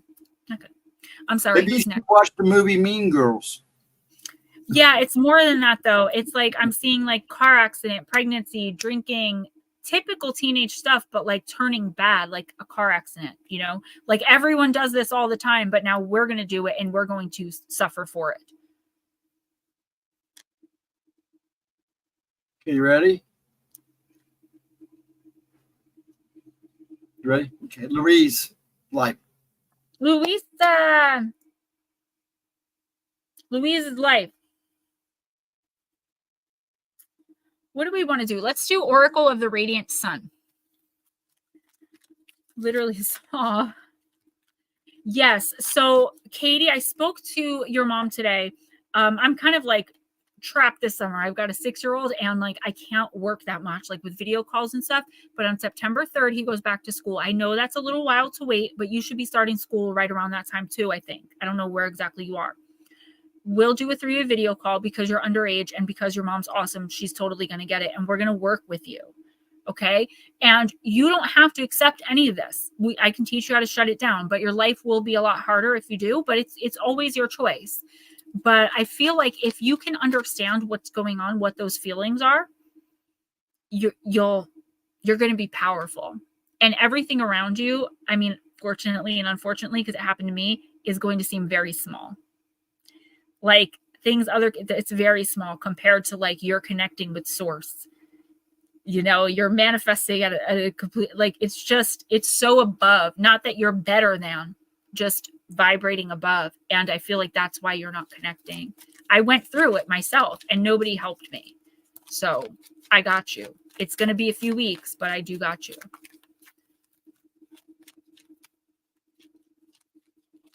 That mom, I see something like that. I just see like, don't get in that car with them. I don't know why I'm hearing that. I'm hearing something my husband says all the time. Nothing good happens after midnight.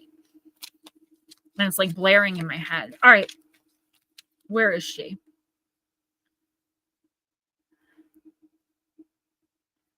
Oh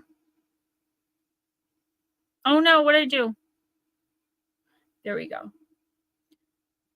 Louisa. Okay. Yeah, we usually are. I'm not cocky or anything. I've talked to you guys about my self-esteem, but we usually do have a different look that attracts people. It's the either Fae blood, ET blood. There's something in our DNA. It's very interesting because I don't usually read for younger teenagers, or I definitely don't read for anyone under the age of 13, but I've never read for somebody so much like me before as like younger, where like they still can not do everything wrong. Like we're not fixing wrongs. We're working towards right. And I've never had that before. So that's to me a beautiful thing. You are going to attract people that want to use you, manipulate you. But you'll always know it. The problem is we tend to ignore red flags because we see the good in people. Don't date the potential. All right, Luisa, sorry about that. Let's do this. So you got, I believe this is Jupiter. It's hard for me to remember all of the planetary signs, but you got, I think it's Jupiter and Scorpio. Let's see. Okay, it's actually Saturn in Scorpio. And let's see what you got.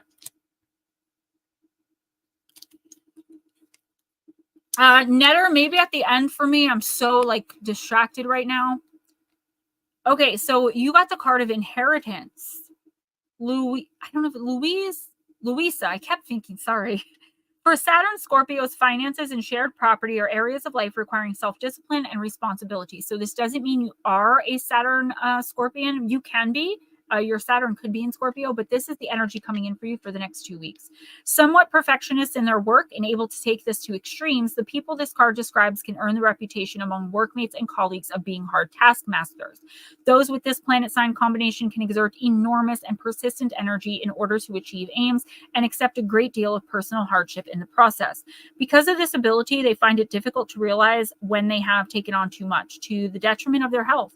So with this card comes a warning to watch your excessive drive. This sign placing indicates that Saturn Scorpios would be better advised, where possible, to avoid personal legal matters such as litigation. They may, however, find themselves quite happily looking after other people's financial or legal problems, and in this role, provided they are sure to keep everything above board, the Saturn Scorpio personality can be quite successful. Because of Scorpio's rulership of the 8th house, there is promise of an inheritance of some kind whenever this card is drawn in a reading. Negatively, the inheritance card can indicate the capability of the questioner to harbor deep, brooding resentment when he or she feels some injustice has been perpetrated. Events: managing an inheritance, dealing with other people's property, selling on behalf of another person, an executor of a will, situations involving long and patient work. So, Louisa, okay.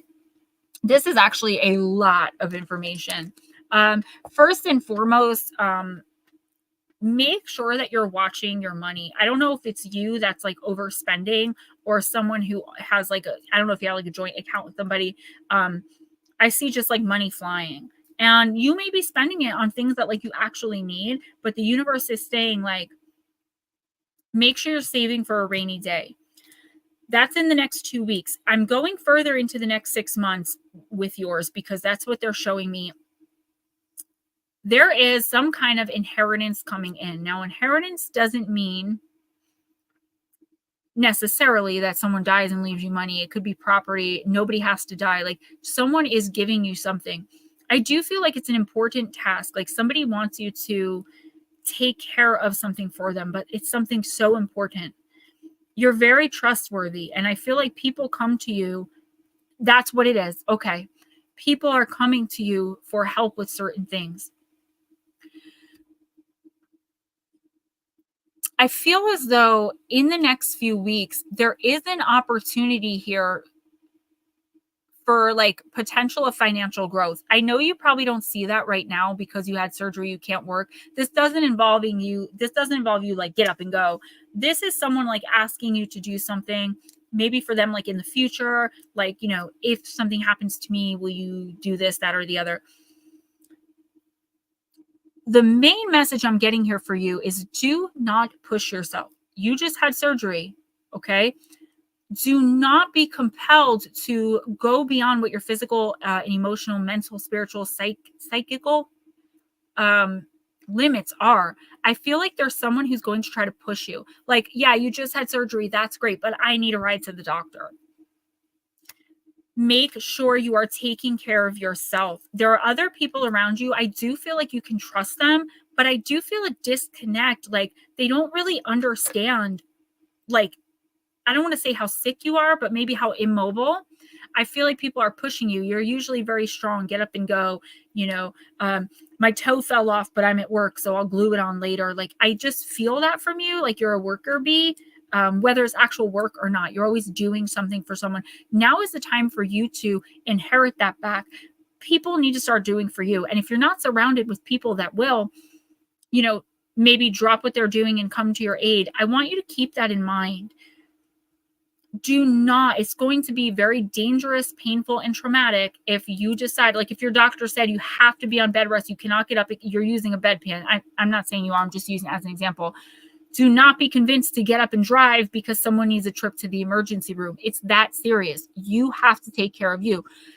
One of the reasons, okay, that all of this happened to you, and I don't want you to take this the wrong way. People always get mad at me, but I am just saying what Spirit says, is because you pushed yourself too hard and you didn't take care of yourself. You didn't take care of your wellness. So now you have to take care of your illness. That's not to blame you. It's a spiritual thing. It just means take care of yourself now. You've earned it. You've deserved it. You've given so much that look now, you're sick. And again, it's not a blame thing. It's a beautiful thing because you're a beautiful soul and you're giving and you're wonderful. But you've given too much and now you're in this situation. Make sure that you're containing your energy. You're only giving yourself and your voice and your energy to people who are going to transmute it and give it back to you in kind or more.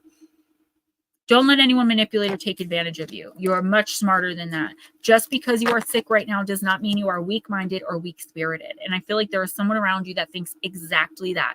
Also, like I told Jules, and it did come true, watch your stuff. Rummaging. I always see hands going like this, rummaging. Somebody looking through your stuff, somebody taking something from you. Watch your back. I mean, you know who to trust and who not to. Don't let someone you don't trust into your house just to be nice. Like, we don't do that anymore. I'm big, I'm brave, I'm beautiful. Louisa, I promise you that you are going to heal quickly and you're going to be more in a position of power than you understand. And then you can deal with your brother. Let people be who they are. They're showing you their true colors. And I'm not saying anything bad about your brother, but he's not there and he's supposed to be, right? That's a true color. This is actually helping you grow spiritually more than you will ever realize. But you will realize it a little bit. This is going to show you how to take care of yourself and who you can depend on. So you stop giving and giving and giving, and people stop taking and taking and taking. I love you, girl. And your team loves you very much. They're very, very bright. One of them's weeping. You have to care for yourself. Who's next?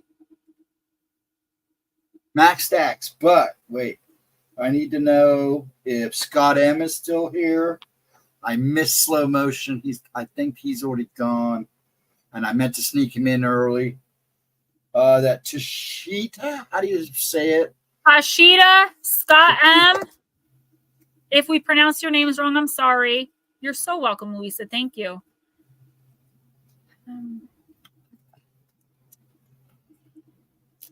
Let us know if you're here, guys. Max, I got you. I'm using the fairy tale oracle. All right, Scott, I see you, honey.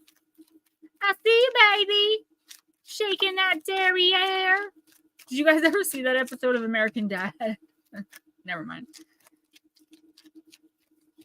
Louisa, you're going to get through it. Talk out loud to your guides and to your team. Seriously, and you'll get answers. There you go. And that's probably the quote unquote inheritance. Inheritance just means like a gift, like somebody's giving you. You know what I'm saying? He said, sweet. All right, this is Max, and Scott, you'll be next. I'm so glad my screen cleared up. So sometimes the fairy tale deck has long messages, guys. I use it once, maybe twice a week. Sometimes not at all because they're long. But I don't choose the deck. Your team does. So Max, at 45, I'm ripped. I'm 41. Aging like a fine cheese. Somebody wrote on my thing, wow, age was not kind to you. I'm like, do I know you, sir? What kind of a grown-ass man comes into a woman's YouTube and body shames her? Are you okay? Goldilocks. I pulled this one last week, too. Life with Bobby, let us know if you're still here, please. All right, so Max. Goldilocks is the card of entitlement. So first she tasted the porridge of the great huge bear, and that was too hot for her, and she said a bad word about it. And then she tasted the porridge of the middle bear, and that was too cold for her, and she said a bad word about that too.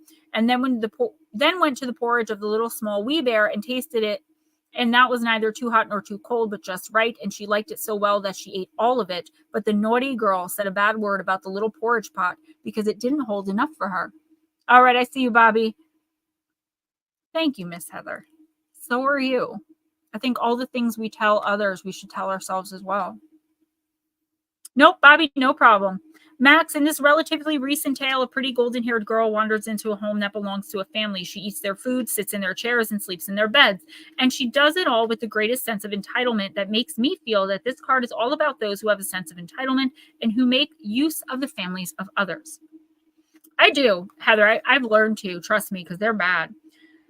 The selfish one who wanders into private spaces and appraises them thoughtlessly. I don't know, like coming into a stream and criticizing immediately. Thank you, Mr. Cowie. Sorry, I'm on point. I'm staying focused. The one who takes over the territory of others without even considering the danger of doing so. For Goldilocks, from the bear's perspective, is no pretty child, cute and sweet. She is an invader. She has carelessly entered their home, broke in, disrupted their sense of safety, and taken what she feels rightfully to be hers, and nothing she helps herself to belongs to her. Hello, Bubbly Bison. Welcome. This tale is so well loved and remembered, perhaps because of its use of three over and over, in the way it alludes to the law of three, that whatsoever we do, we send out and receive back to the power of three. These bears are strong. They're family-oriented. They look out for each other and can be seen dancing in unison in this image. You can see them in the background over there. Does Goldilocks want what they have, this closeness, this safety? It's then betrayed and trespassed upon. Goldilocks represents a sense of entitlement, and so it is with this card. Be aware that there is no real entitlement in this world, and what we have in treasure we have earned and deserve to protect. No. That to share we must be invited in, and growing up means not simply walking into other families and demanding we be cared for as if we were children. Many times in life we will attempt to gain the symbols of belonging, of the new home and family, of being quote unquote just right, but we must acquire these for ourselves. The bears within the tale show us what a real family is. Goldilocks acts completely without thought for others. Yeah, I don't like whoever this is.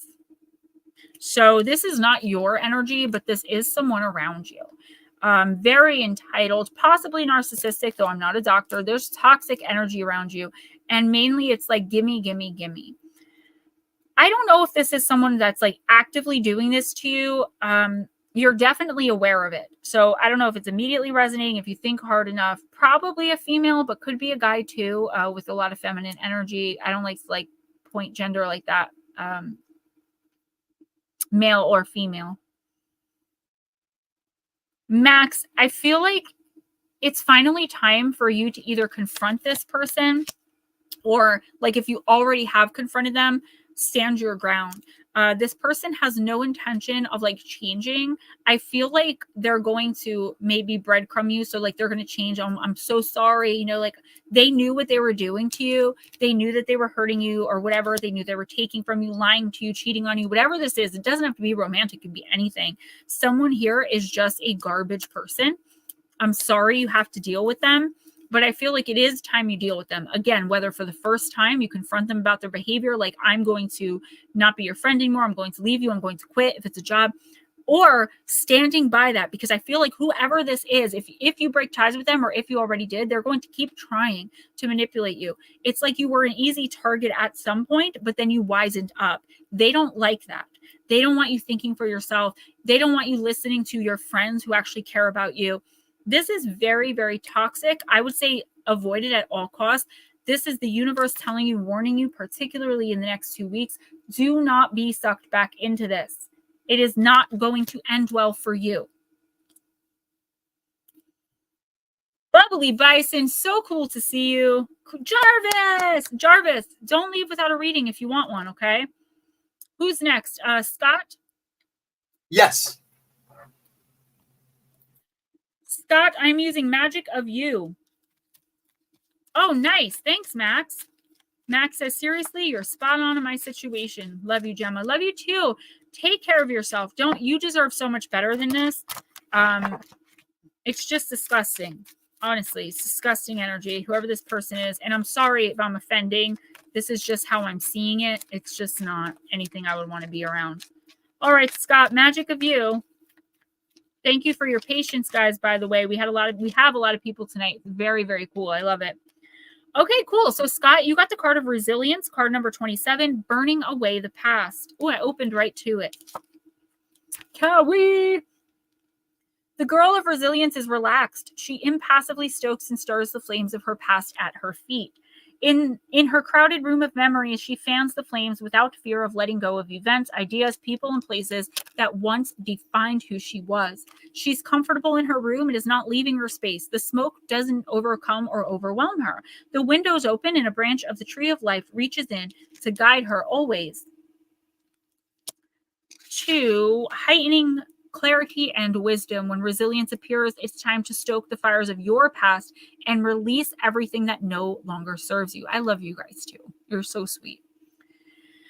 Scott, know that to rise like a phoenix, it is necessary to dive into the flames. Be warmed and confident in the light that comes from burning away and releasing the bad and the good of the past. Release it all to be reborn with agony, which is the inner flame. So yeah, you've got a lot going on here. Oh, Chris, I'm so sorry. Oh, I'm going to tell you, Sir Scott, you've got a lot going on here. So what your team is showing me is there's definitely something here. Like I said to Max, like it needs to end or it ended, right? So there's something here, though, that you're hanging on to. I don't know if you feel like you need forgiveness or you need to give forgiveness, or like you're brokenhearted about maybe a relationship, or you're pissed off about how a job went. There's things. There's a person or people coming in from your past. And I feel like the universe is like, you have to let that go. You have to keep looking forward. If you look backwards, you can't see where you're going. You're going to trip. You're going to stumble. There is no going back. Things were said. Things were done. You can try to forgive for yourself, not to keep this going. Your relationship makes perfect sense. This person belongs in the past where memories are, and you can keep them in your memories, in your heart. I'm getting a real vile energy, I got to be honest, but it could just be the toxicity between you two, okay? You have to put an end to that, because there is nothing good that's going to come from you accepting that call. Unless she's calling to say sorry, you accept the apology and hang up. That's it. Forgiveness never has to equal reconciliation, and usually it shouldn't. Forgiveness is for you. You have to forgive yourself for perceived wrongs, okay? If it's your baby mama, you focus on the baby.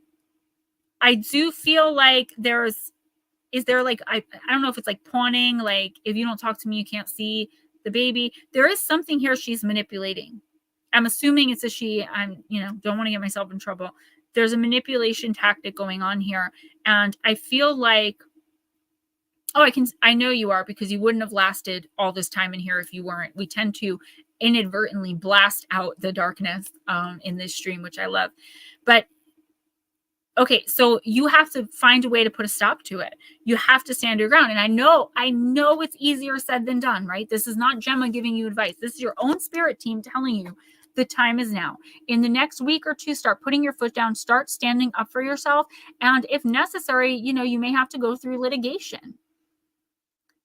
If you get back with this person or continue to have a back and forth that's toxic like this, you're not fulfilling your destiny, and neither is she. You both were put together to create a child or children and learn lessons from one another and detach. The problem is there's toxicity here. And I always blame the other person, not my gemstone, but it is true. It's mainly her. This is the universe warning you that if you don't put your foot down and at least try, it's not going to end well for you, because then it's going to get into more spitefulness, and the spitefulness is going to get crazier and crazier. If you have to go to the police, if you have to go through litigation, there's nothing left there for you. And I think you know that. I feel like once she gets her eye on someone else, she's going to completely leave you alone. This is a you belong to me, you're my property type thing. Who do you think you are, standing up for yourself? It will pass. But in the next couple of weeks, it's going to get worse before it gets better. Hunker down, do something about it before she calls the cops on you, because I do see that. There's a lot of manipulation here. I don't know, like your whole personal situation, but I feel like you need to take action against this. After 2 or 3 weeks, I feel like it is going to die down.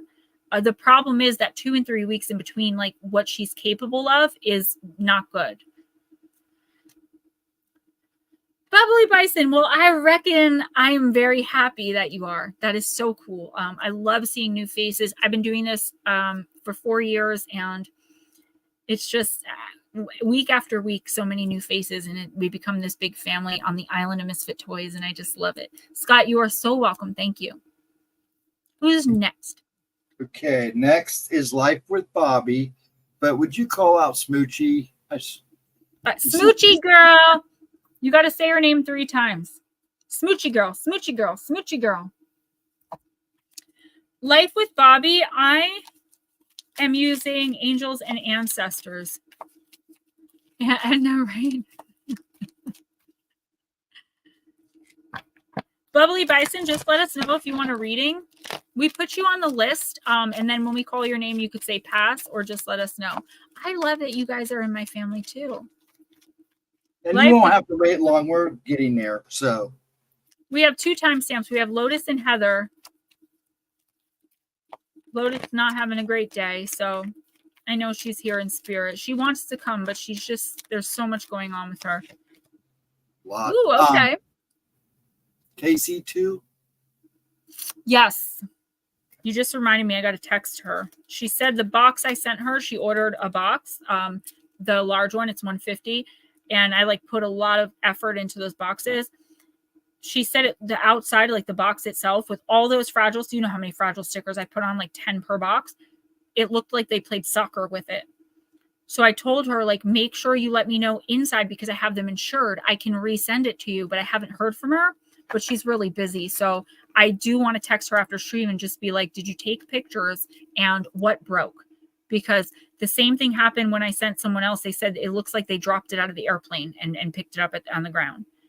I've got to start using UPS. USPS is just not working for me. Maybe a little bit more money because those boxes cost between Actually, 20 UPS is cheaper, man. When I send stuff to you, it is so much cheaper. Well, yeah, it cost me $20 to $30 to mail one of those boxes. So I always tell people that's why, like, the shipping's included. That's why they're $150. But man, they always show up with stuff broken. That one box I sent to, it was fairly big. It was only like $17. Yeah, I'm going to start using UPS. I've got to get a more professional thing. Once September comes, I got a lot more discipline in store for this channel. All right, Life with Bob, you got Mirror Guardian, take time to reflect. So we have 2 guardians with us tonight. We had the Magic Guardian, Magic with a K, and the Mirror Guardian. So that's a little unusual. It's cool.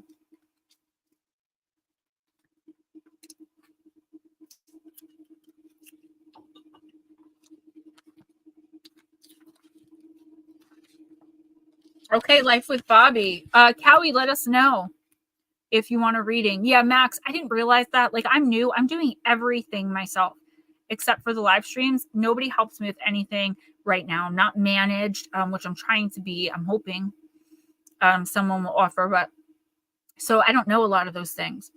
All right, Life with Bobby. Take some time to reflect on your strengths and challenges and how far you've come. Recognize your own gifts. Angels accept you just the way you are. Even when you're going through a challenging time, they still hold you in the highest esteem. The Mirror Guardian, a female angel looking into the mirror of life, invites you to witness your spiritual strength and beauty, to see yourself, Bobby, as the angels do. The mirror represents the fact that your core beliefs and ideas are in fact what is reflected back to you by your world. Your life is one big mirror of how you feel within, and the Mirror Guardian helps you recognize that. When this card appears, you're being invited to take some time to see where you are right now. Bobby, you are a beautiful being who has surmounted so many challenges and expanded in so many ways. Your angels are now guiding you to take inventory of your life, to take the time to note all of your recent experiences, the challenges you have surmounted, the strengths you have developed, and the lessons you have learned. Your angels want you to reflect on your strengths, in particular those aspects of yourself that you feel have not been acknowledged by others. Offer yourself approval where it's due, and know that when you give yourself credit, others will be able to as well. We're missing Nut Slap. Darling Deb hasn't been here in like forever. What's going on with my peeps? Okay, life with Bobby, I'm sorry. Okay. I feel, and I don't want to say depression because I'm not a doctor, but I do feel a lot of sadness within and around you. I feel like you're taking on stuff that isn't even yours. Like, for an example, say that you have a daughter and she's getting divorced because her husband cheated. Yes, you can be sad for her, Bobby, but you don't take on all of her pain and hurt, right? You can shed a tear for her, but you don't hold it. And that's the problem. You're holding a lot of stuff. And I feel like there's a lot of blame here too. Like, you've been blamed for so much. You have just become accustomed to accepting that everything's your fault. And if this isn't the case, it's going to be happening in the next couple weeks. The universe is telling you, like, you come from the gods. You're a part of source. You're special and spiritually elevated, and you're so empathic that you're taking on everyone else's everything. So I don't know if you're religious. If you are, I would tell you to pray. If you're not, speak to your guides, speak to your angels, Bobby. They are calling out to you to comfort you and to hold you. Depression's a whole other thing I can't really talk about because I'm not a doctor, but I can talk about the fact that you are taking on emotions that are not yours. If you stripped yourself down to just what you're feeling and got rid of all of this emotional heaviness that everyone accidentally put on you, where you accidentally took on, you'd be brighter and happier. Speak to your guides. Speak to yourself. Watch yourself talk. Yeah, Miss Pixie, yeah, all us empaths deal with depression. But I feel like it's something so different too. Like, yeah, it's depression, but for a lot of us, like for me, it's not so much depression, but that's because I can pinpoint, like, okay, why am I feeling like this? Because I'm so happy right now, but I'm ready to run into the bathroom and cry. Who around me is upset? You can walk into a room of 100 people partying, laughing, joking, everyone having a good time, and you're drawn to the bathroom to sit and cry with the one person that's sad. That's being an empath. Bobby, the only thing that the universe is really telling me is that you need to strip yourself down. You need to forgive yourself for the things that you need forgiving or that you feel, right? And you need to learn how to not take on other people's junk. So in the next week or two, I feel like you should spend, you probably already do, maybe not, spend some time with yourself. This doesn't just mean being by yourself, okay? That's good to know because I have another message. This is being with yourself, getting to know Bobby. What does Bobby like to do for fun? This has been a theme tonight too. Like, who are you when you're outside of everyone else's stuff? Good stuff, bad stuff, indifferent stuff. Who are you? And I feel like you are on the path to learning that, but it's good. You go to church a lot. So on a regular basis, pray to your God to give you clarity. And this is not coming from me. I am not telling you to do this. This is spirit for clarity. And I feel like you can, in the next couple of weeks, bring happiness back into your life if you can start pinpointing. If you're in a great mood and you start feeling, where is it coming from? Physical and emotional disease is spiritual dis-ease 98% of the time. You strip down to you, you know, you're not, I don't want to say you're not depressed because, again, I can't speak on that, but I feel like it'd be a lot less overwhelming. Okay? Pinpoint, like, you can be there for someone, but leave their energy with them. Who's next? Smoochie. Oh, God, I'm sorry, guys. Let me go out for a second so I can blow my nose. Okay, order will be Smoochie, New England. Heather, if you're still here, we'll go ahead and do you. If not, we'll do but let me know if you're still here, or we'll do a timestamp, one of the two. But if you're still here, we'll go ahead and do you. Give me one sec. Okay. So Smoochie now, then New England. All right. Heather wanted a timestamp. She always does this is like her only time to do her schoolwork, I think. So she kind of listens, but doesn't get to really listen to the reading. So New England Dirt Roadie is still taking yes or no questions.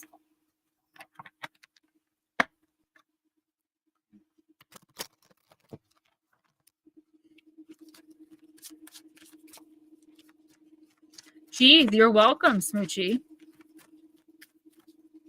I see you still got your spunk. As long as you have that, you're good.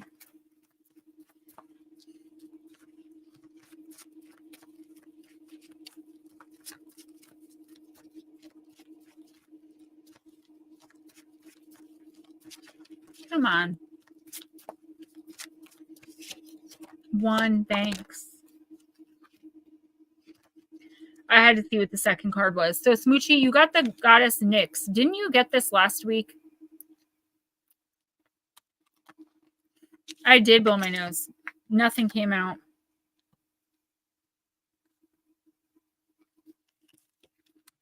Smoochie, shadowed figures cross the night, secret shared, no need for fright within her arms. Now rest and heal. Those to trust she will reveal. By the power of the dark goddess in me, protection in place, blessed be. I know you are. Did you get this last week?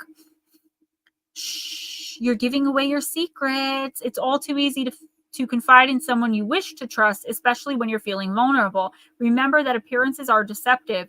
You would be wise to be watchful and to trust no one at this time. Nyx calls to you across the night skies to find comfort and respite from she who is the mother of all creatures. She understands that you have endured a long, dark night of the soul and wishes to take you into her confidence. This sounds exactly like what you need at this time, but be warned, for if Nyx knows that you are too good at gleaning information from others to use for your own purposes, she will use all of that you have revealed to her against you. So be mindful of how and who you share any particulars with. Take this opportunity to rest, regroup, and journey deep within Nyx as your guide. You got this last week. I've only seen this happen one other time with Aunt Edna years ago. Keep your cards close to your chest. Don't share your ideas with anyone at this time. You are a great listener and natural counselor. Speak to someone you can trust. Retreat and get away from it all if possible. Protect your work from the ambition of others. Appearances can be deceptive. So we still have these deceptive appearances, these deceptive people. I don't feel like they're coming in with the intention of gleaning too much.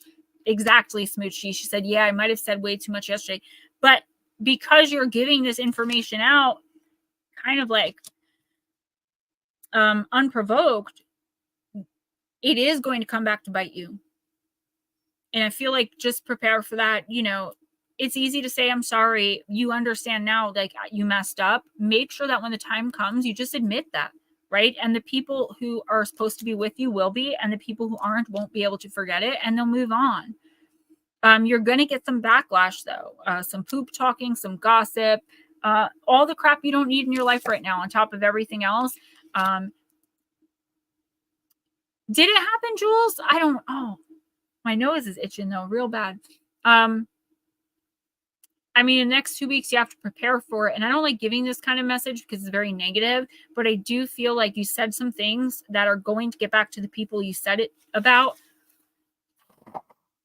Not because the people like came to you to try to get this information. You gave it away freely, and unfortunately, it's a lesson that you have to learn. And again, if you said something about someone or people and it gets back to them, it'll be a good way to weed out who's supposed to be in your life, because friends forgive to a point, right? Also, I feel like there are for some reason a lot of people around you that are not happy with you right now. And again, no judgment. I feel bad. Like I don't feel good in my chest about this. And Smoochie, I'm sorry. I've got to say, like, I just keep hearing, like, just get it together. And I don't like saying that because I can't imagine being in your shoes. It's like you're stronger than this. You're better than this. You have more power than this. And you are giving all of your power away all of the time.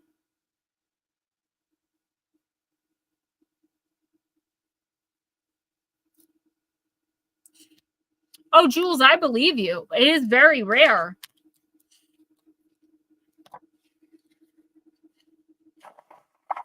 When you're ready, let me know.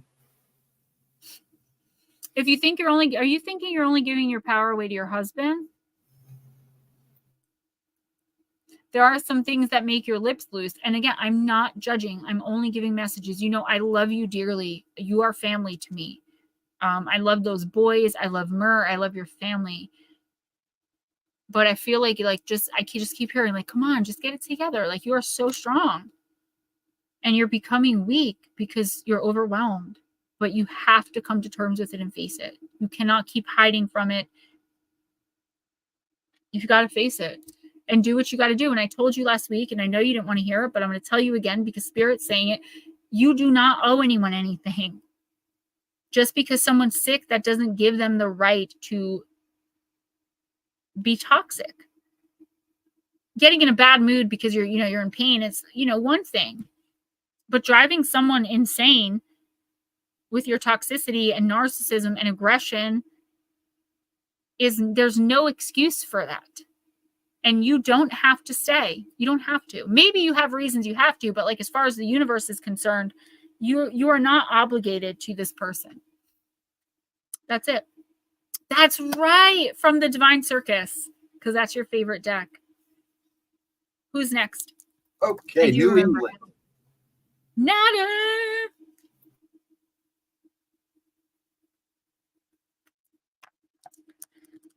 I'm going to use energy and spirit because I have no idea still what the Knights Templar card was.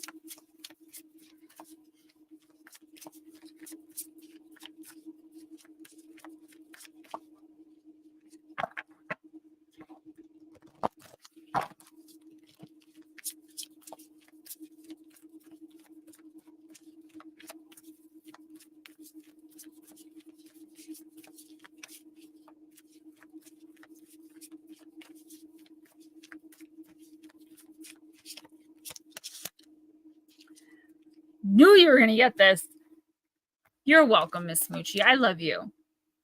Netter, you got card number 24, the card of balance, centered energy and self-care in the reverse position.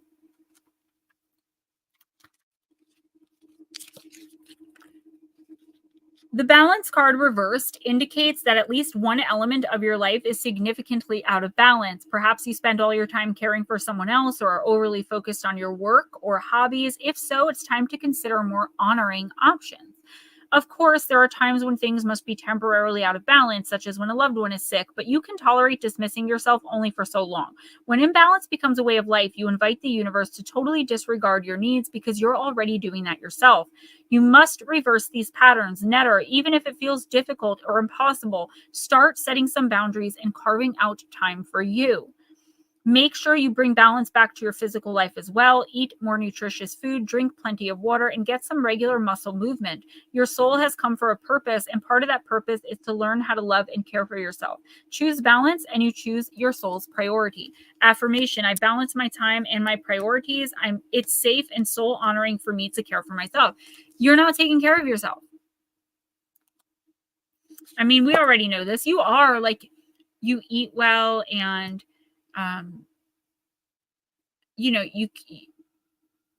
you're nice to look at. You care about your physicality, whether you realize it or not. I think everything that I'm going to say, Netter, we talk about privately because we speak almost every day. And I feel like there is a lot that's out of whack, but I feel like there's so much that you feel is out of whack that you don't know where to start. So it's just like, I'm just going to go about my day and continue this. It's been a way of life for so long. So Bubbly Bison, that is Ghostdragonzw, my bestest in the world. And my lovely co-host, my list taker, my dragon. So yeah, so New England, it's like this has become habit. You don't even realize everything's out of balance because being out of balance is just a way of life now. This cannot go on. You have to start making moves to move out of these spaces. And I know you say, like, you're always trying, you're always doing. I get that, but you have to ramp it up. You have to put yourself out there. You have to trust the right people, and you have to follow your intuition no matter what, even if you look like an idiot. Okay, so you're out and someone has to buy you a drink and you get a bad feeling about her. Walk away. Who cares what she thinks? You're probably never going to see her again. Consider yourself and what other people's energy feels like around you. And when you're attracted to it, go for it. you can change this. It's going to take a lot of time and dedication, but you can do it.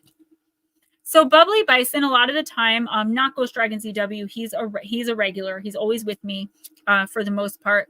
And Let the Monsters In, Ryan Tremblay, Miss Paranormal Pixie. We all stream on my channel. They help me. And come September, I'm going to be interviewing people to like come on and do different kinds of shows. I love bringing the community in. So just call him Vanna. Yes. Vanna Ghost. How many more do we have? We have Chris, Cowie, Bubbly. I know those three. 3 and then your timestamps.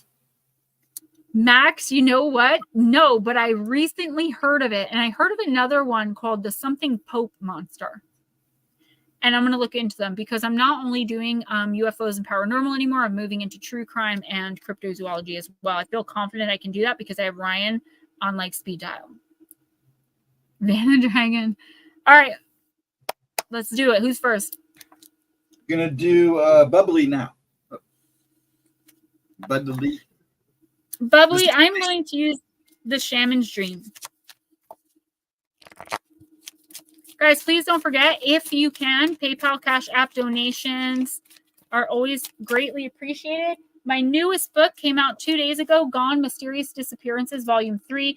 It's not your average mysterious disappearances book because I do talk about, as a medium, what I believe happened to these people. Please, after you receive it, rate it, review it. If you want a signed copy, it's $25 PayPal or Cash App because I have to buy the book and mail it to you. Otherwise, it's $10 paperback, $3.99 Kindle, included with Kindle Unlimited, including with an Audible subscription. Oh, we have to do Jules too. All right.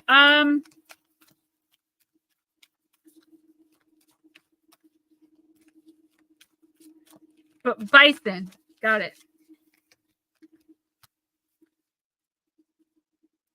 I am going to give one away. I haven't figured out what like the contest is going to be. It's always something super easy, like pick a number.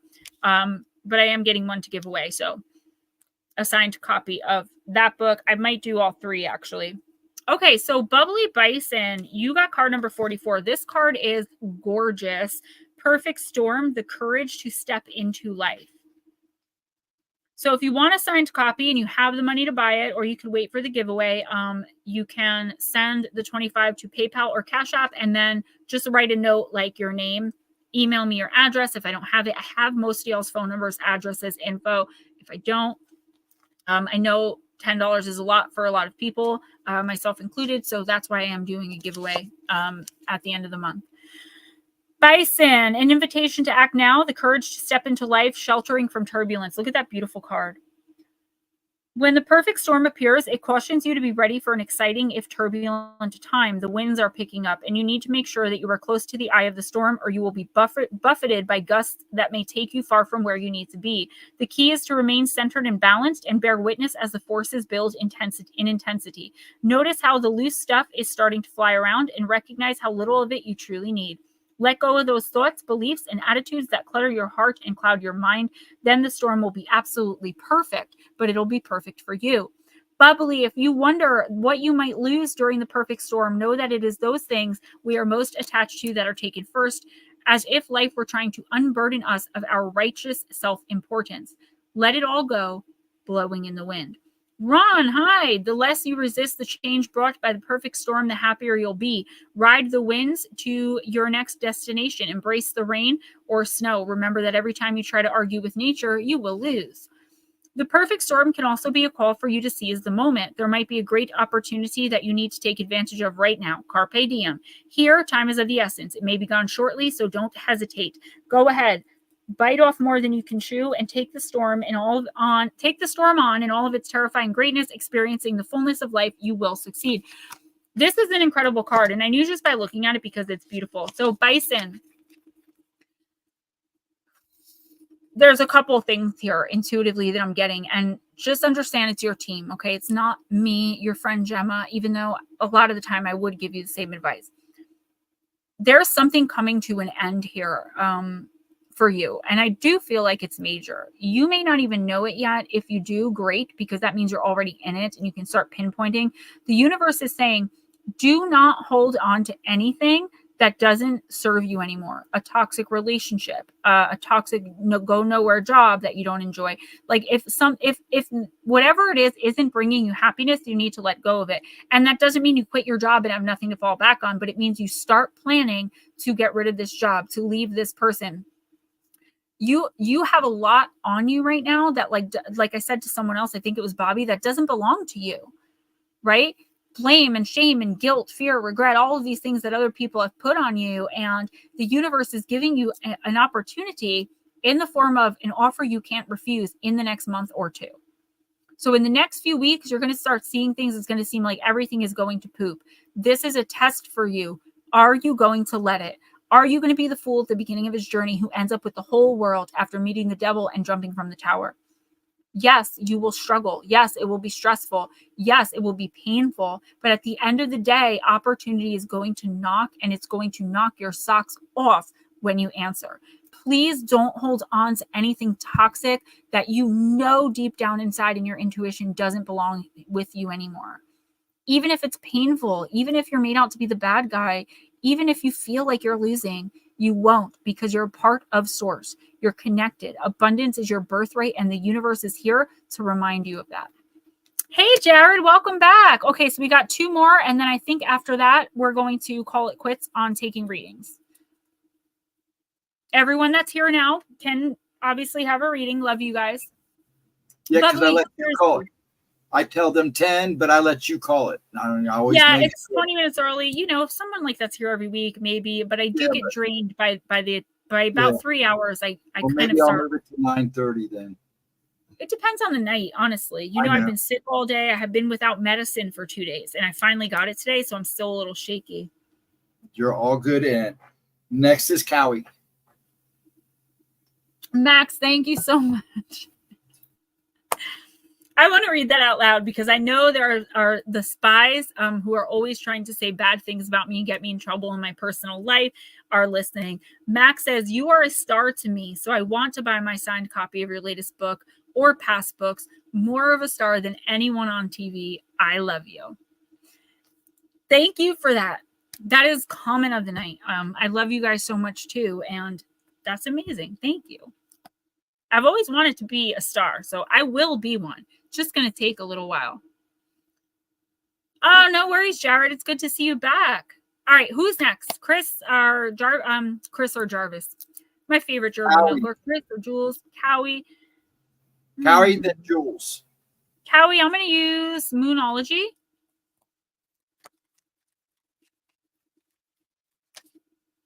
Okay, is that one? Nope, that's 2. All right, Spirit, this is for Cowie Snyder. Oh, hey. Last quarter moon in Gemini. Clear your mind, Cowie.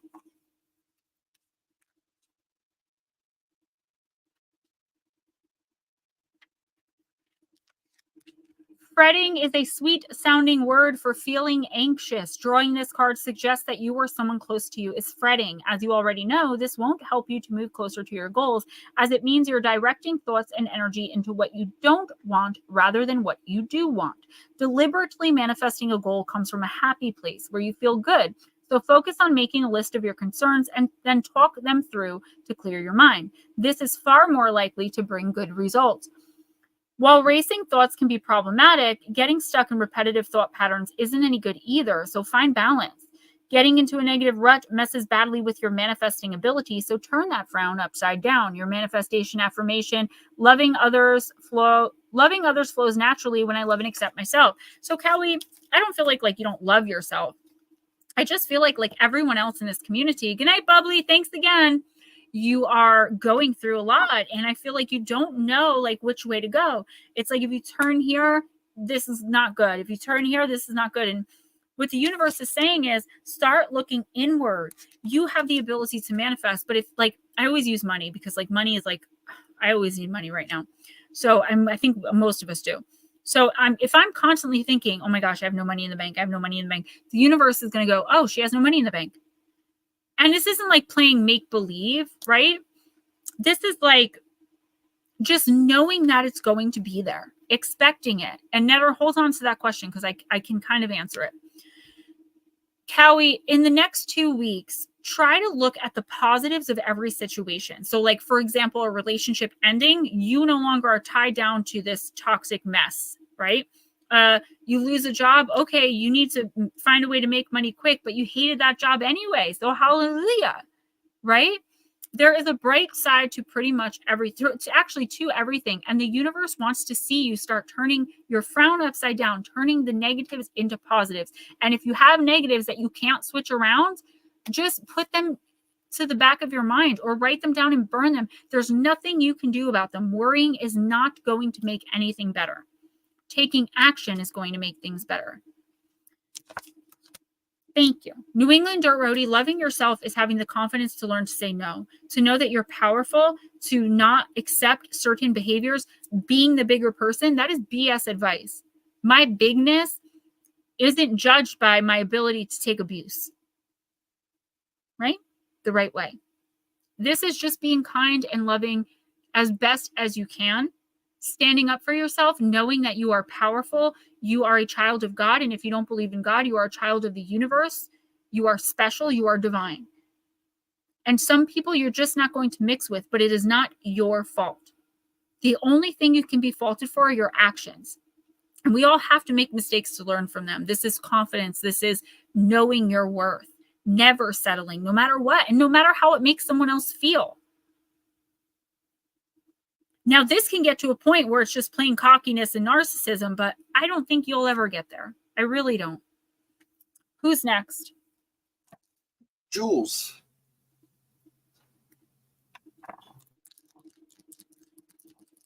Jules, I'm going to use the mermaids. Myths and mermaids.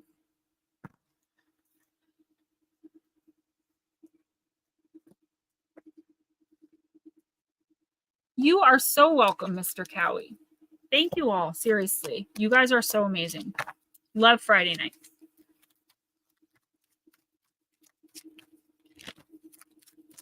You guys are awesome. I really appreciate every one of you being here every week and supporting me personally, like being my friends. And it just does mean a lot to me. Jarvis, you're next.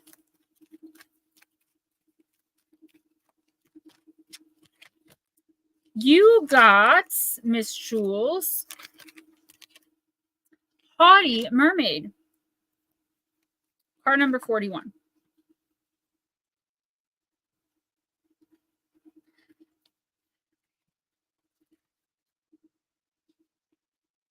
Here we go. Your facade protects a hurting heart, detached from love, a self apart. Yet is that what is felt inside, or is it the front of an ear of pride? Others ask, of course they do. What have I longed to ask you too? From where does this disdain arise? Why have you such conceited eyes? A contemptuous mermaid lounges in her pool, bored with her company and letting it show. She displays her disdain openly and comes across as conceited, detached, and catty through her facial expressions, body language, and aura. You are overly concerned with how others see you, and this leads you to make unsound decisions. Focus less on how your physical appearance and your most minute actions are viewed by the public. Relax and just be yourself. So, Jules, yeah, and I feel like all of us can take a lesson from this card. This is you, like, and I was just saying this to Netter, this is so synchronistic, like just being yourself, not taking any BS, but not punching someone in the face, right? This is like, no, I can't help you. No, you can't live with me. I'm sorry you have nowhere to go. But honestly, Jules, that is not your problem or your fault. Stop taking on other people's mistakes, other people's energy. This is for all of us. If someone has nowhere to live, okay, maybe it wasn't their fault. Maybe they were in an abusive relationship, had to run and leave. But you still don't owe anyone anything. You owe yourself to be in your power. In the Callie Lewis faints, yes, yes. Get that girl a reading, please, please. I said it earlier, Jules. The universe wants you to know, particularly in next week or two, when you stand up for yourself and you're in your power without, like feeling that overwhelming guilt to where you like give in, right? This is saying no and meaning it. No is a complete sentence. No doesn't have to come with an explanation. The universe is testing you on this. And if you pass this test, you can stop going through all of this neediness, this manipulation. You have something about you that people just want to take, and you've allowed them for a really long time. And I do feel like you're coming into this energy of just like, I am so done. But the universe doesn't want you to come from a place of like, F people, you know, everyone F's me over. It wants you to come from a place of, okay, who are the right people that I can allow in so I can be more fulfilled in my life? And that is the next 2 weeks, the lesson you are going to learn. Kelly, I said in the beginning, I said someone named Kelly, and I can't remember her last name. I'm going to have to send her the link. And then I got caught up with the readings because someone came in and was like, I wish you'd get on with it. And then I got all flustered because I'm not used to people talking to me like that. And I forgot. Who's next? Chris. Chris, I'm going to use Gateway to Liminal Spirits. And then Kelly, you will be next. I think, right? Or... oh no, we had more people come in after Chris. You'll be in a few because we're almost done. Is she new? No. She's had a reading before. Kelly, you've had a reading before. There's only like 4 people left. So. Yeah, okay. I just love how you came in and you're like, faints. No, I get it. I should send you the link. And I did mean to, again, but someone came in and got snotty with me. And they had a picture of a cat. No offense to this person. She was very sweet. But she had a picture of a cat. And I thought she was one of the cat people trying to troll me from YouTube. Or Facebook. Ooh, Chris, you got the mandrake.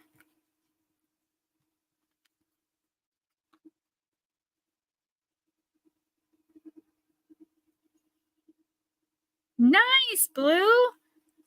Kelly, I'm really excited. Stick around.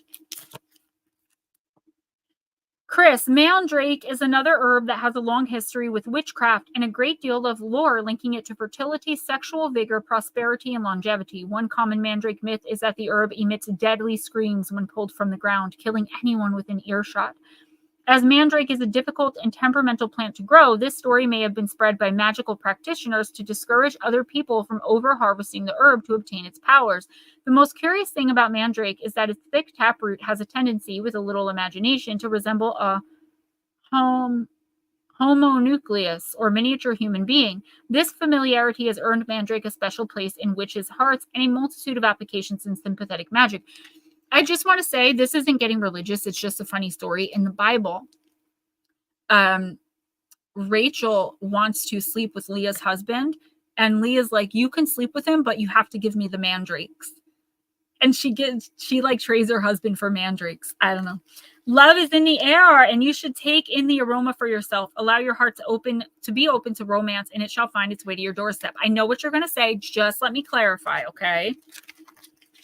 Someone is trying to spread stories or rumors about you to scare you off or prevent you from achieving your goal. Get to the root of why. Is your goal valid, or could it be potentially harmful? They may be jealous, but perhaps they are genuinely concerned about your intention. Practice clarity in your communication and actions, especially on the 5th. We go into a Mercury retrograde, guys.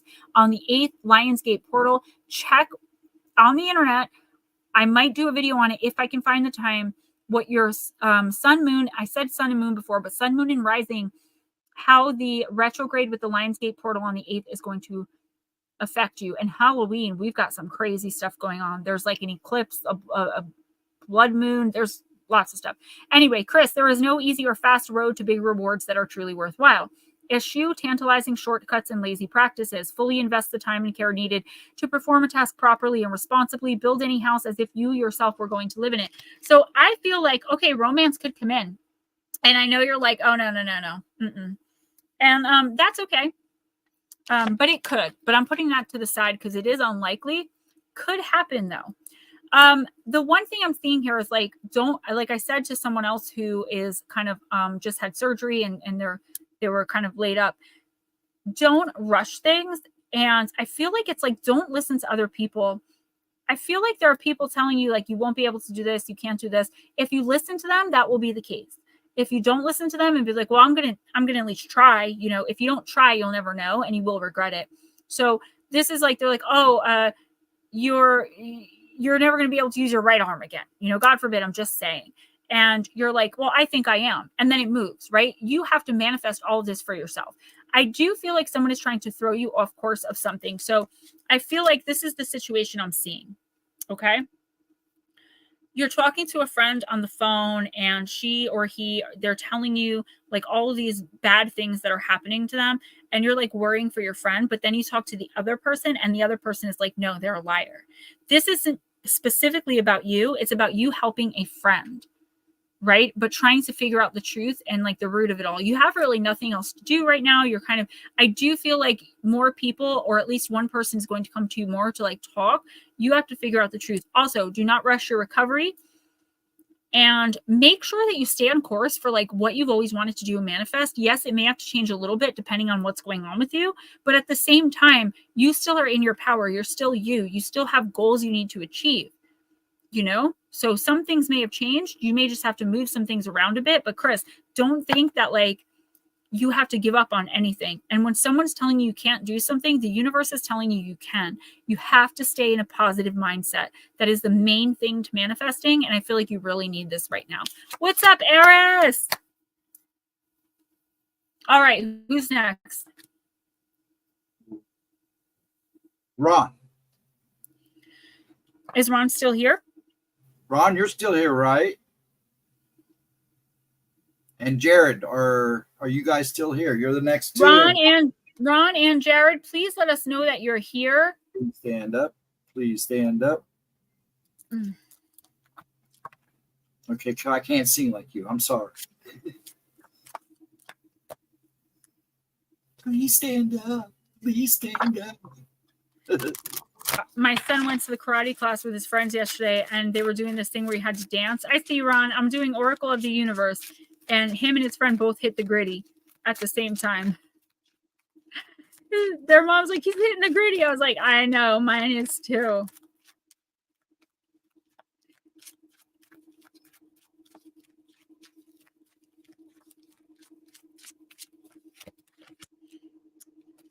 Constellation Centaurus, the card of healing. Wow, these cards are really beautiful. I don't know if I'm like just starting to notice because I don't usually look at them.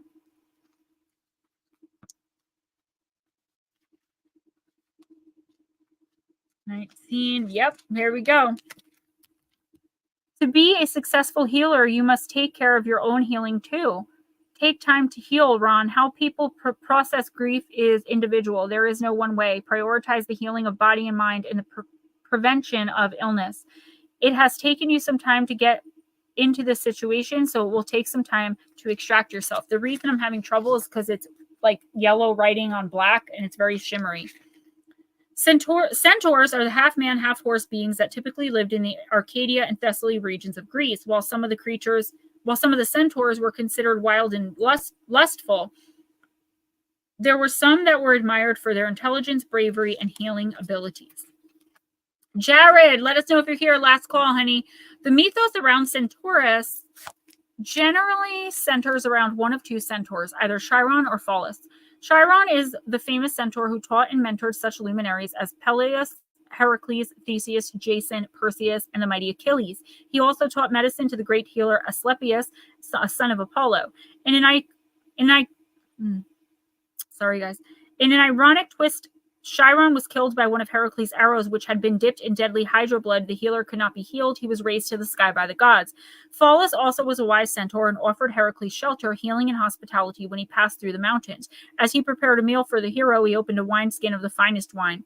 Other centaurs smelled the wine and decided to take the skin from them, and it soon escalated into a frenzy of violence. Heracles was forced to kill some of the centaurs, and sadly, Pholus was injured and soon died. The gods raised him up into the night sky in reward for displaying hospitality, a high virtue of the ancient Greek culture.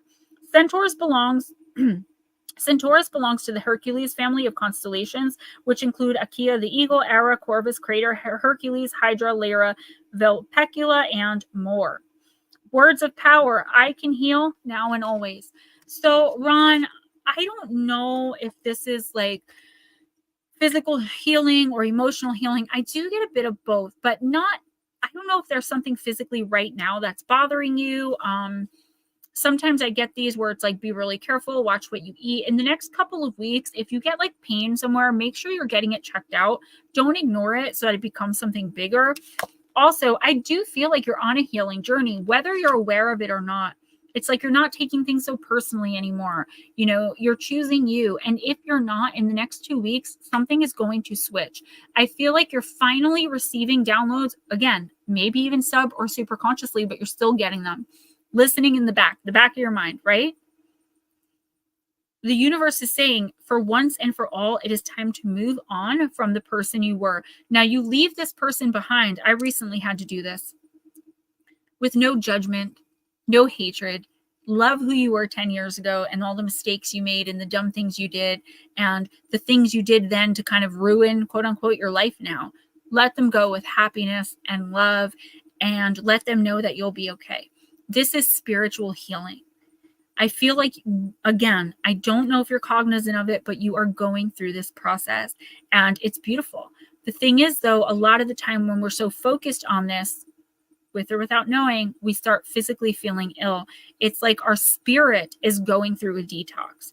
That's okay. You may be grumpy, cranky, not really wanting to be around people, like a little bit more snappy than usual, not rude or cruel, but I just feel like now your energy, when it doesn't connect with someone, you're going to immediately know, and you're going to have to like kind of learn how to control that.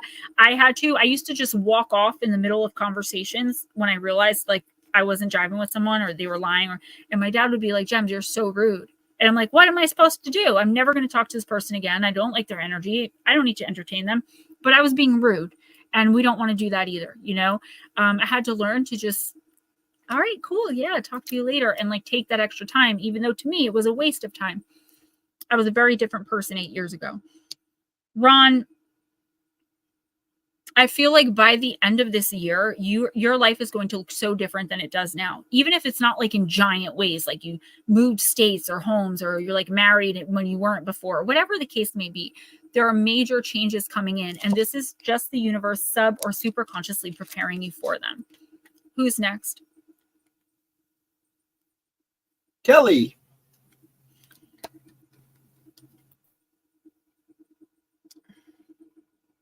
Kelly, let's use the Goddess Power Oracle.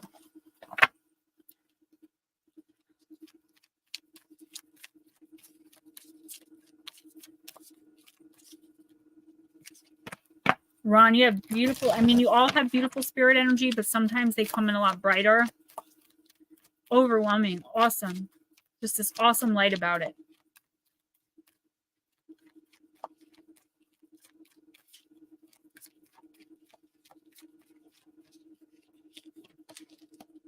You got Mama Killa, the card of the moon. So, Kelly, you could be dealing with a Pisces or a Cancer.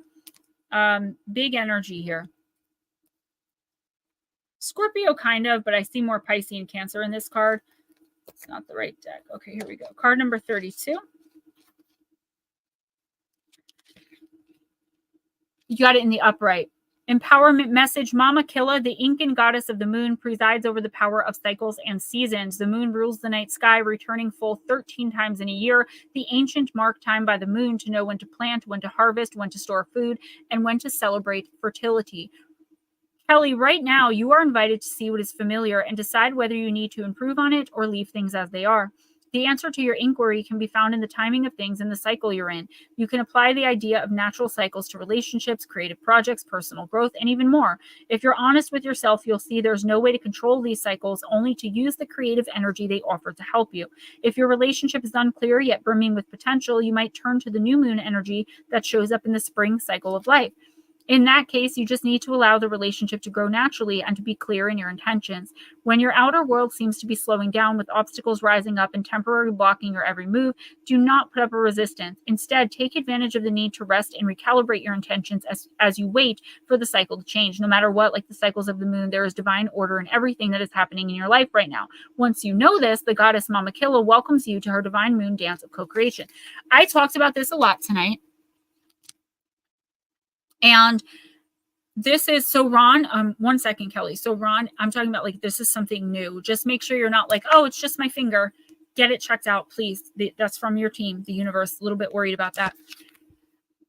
Kelly, First of all, I want to tell you to be clear in all your communication, particularly in the next 2 weeks to a month. Make sure you say what you mean what you say.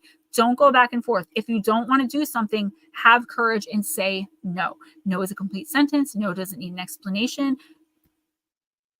I do feel a lot of people pleasing here, and it's causing a lot of problems that you may not even realize. You're not taking enough time to take care of yourself.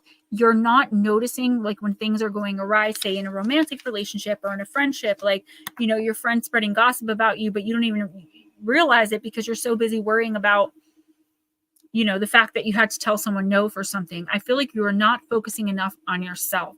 This is all about self-love, self-care. And that was the theme tonight too. Again, could be dealing with a Pisces and or a Cancer sun or moon. Kelly, in the next 2 weeks, again, be very clear.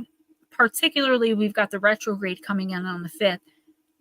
Lionsgate portal on the 8th, which should bump everything up, but that's done by the 12th. So we're still in retrograde. Don't let anyone manipulate you into thinking things are going to get better. I don't know why I'm getting this message, but it's like someone keeps promising you something. And if you don't know what I'm talking about, in the next couple of weeks, you will. Beware false prophets, I'm hearing. It's like, beware false promises. People saying, I know it's bad right now, but I'm telling you, just get, you know, in a year, I'm trying. This person or these people, they're manipulating you. And I feel like deep down inside, you know that. But you're just like, you know, what if you're living off hope in some situation? And this is the universe saying, no, the only hope is in you figuring out how to live your best life. Get away from the toxicity, the lies, the future faking. You know, your boss is not giving you that raise. Your husband or your boyfriend's not going to marry you. It's like somebody is just trying to keep you around because you're easy to keep around. You're easy to feed off of because you're sweet and you're kind. And you're a people pleaser, like all of us. We all have to learn this, and it's your turn now. In the next couple of weeks, take time for yourself. We talked about this in the beginning. You weren't here. So it's like, I always say, like, I love to go bowling. I love karaoke. At home, I take 15 to 20 minutes a day whenever I can just to do some yoga. That's fine with me. To recenter and get myself back to clarity. I feel like there are things that are going wrong in your life, and you're kind of just helplessly watching because you don't want to speak up and tell the person, no, you're a liar. Get out of my house.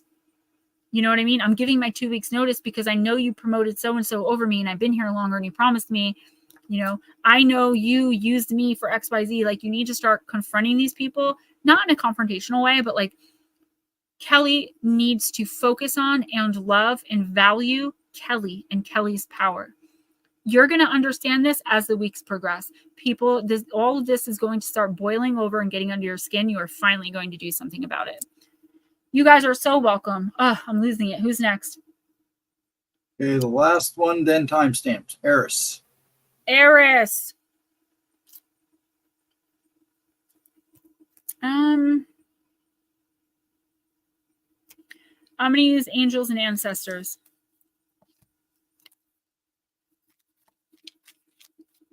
Yeah, and no, until September, I can't even check my emails. I have no time, but I told you, come September, I have a much more professional system coming, more professionalism in my branding. I've got a lot of things that I'm going to be doing come September, so I'll have more time. Definitely going to be incorporating the video chats again, and I want to have a ladies' night where I get a bunch of you gals on, whether you want to show your face or not. It could just be your voice. Kelly, you're so welcome. That wasn't as clear as I would have liked it to be for a first-time reading, but once it starts happening in the next couple of weeks, you'll understand. It'll be in your heart. All right, Eris, and then Lotus and Casey and Heather. You got the Knight. Eris, be brave and honest. Do the right thing, Eris, even if it isn't the easiest option. Stand for what you know to be right and true. The knight is a knight in shining armor, dedicated to the crown that his sword defends. In this sense, he is the protector of the Holy Grail, and therefore of your spiritual growth and expansion. He represents the warrior inside of you, whether you are male or female. That energy is within you. His sword and armor show he is courageous and strong, but if you look closely, you will see he has a great tear running down his face, showing his willingness to be vulnerable and his love for what he protects. The energy of respect is important right now. You are being encouraged to figure out what is important to you and what you stand for. If you are in a space where there's opposition, you are being guided to follow through with integrity, because even if it seems this will slow your progress, your rewards will be much more abundant in the end. You are being surrounded by a light of bravery to help you. So Eris, yeah, I do feel like there's a confrontation coming, right? Obviously, of course, because of retrograde. I don't see you as a confrontational person, but I do feel there's a confrontation coming. I feel like maybe you haven't wanted to, like, you know, either stand up for yourself, or like you haven't wanted to like confront this person. You haven't wanted to bring it up. The universe saying, well, that time is over. It's going to come out, and whatever this is going to come out like Eris knew. If you have no idea what I'm talking about, this is something you're going to find out. Act with integrity in everything you do. I feel like it's going to be really easy to ignore something, not say something, not do something. The universe is saying you have more integrity than that. No get rich quick schemes, you know, don't, you know, I don't want to say like don't steal, obviously. And if you catch someone doing something outside of their integrity, this is your test in the next 2 weeks to speak up. And you don't have to be confrontational or mean or violent or loud or full of rage. You just have to be like, yo, like, I know you did that. And if you don't tell, I'm going to. This is your test. Can you handle someone being angry with you like that? How do you handle it? This is a huge lesson. We all have to learn it. And good luck. For Lotus, I'm using Goddess Power.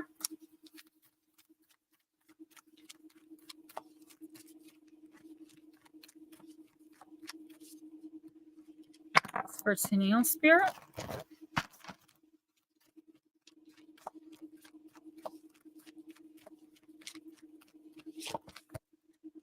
You got, I'm going to have to turn this around. You got it in the reverse, card number 37. Mnemosyne, the card of the past, in the reverse. Let's see.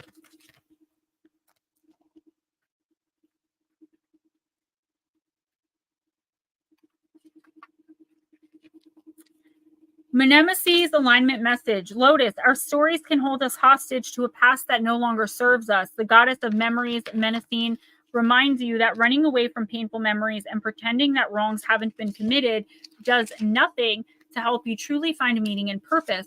Your alignment task is to stop and take inventory of the past and the stories that keep you tied to it and defined by it. She calls you to be rigorously honest about the areas in which you're in, the areas in your life where you have been wounded, as well as where you have been wounded, where you may have wounded others. Dig deep to uncover your unconscious biases and triggers.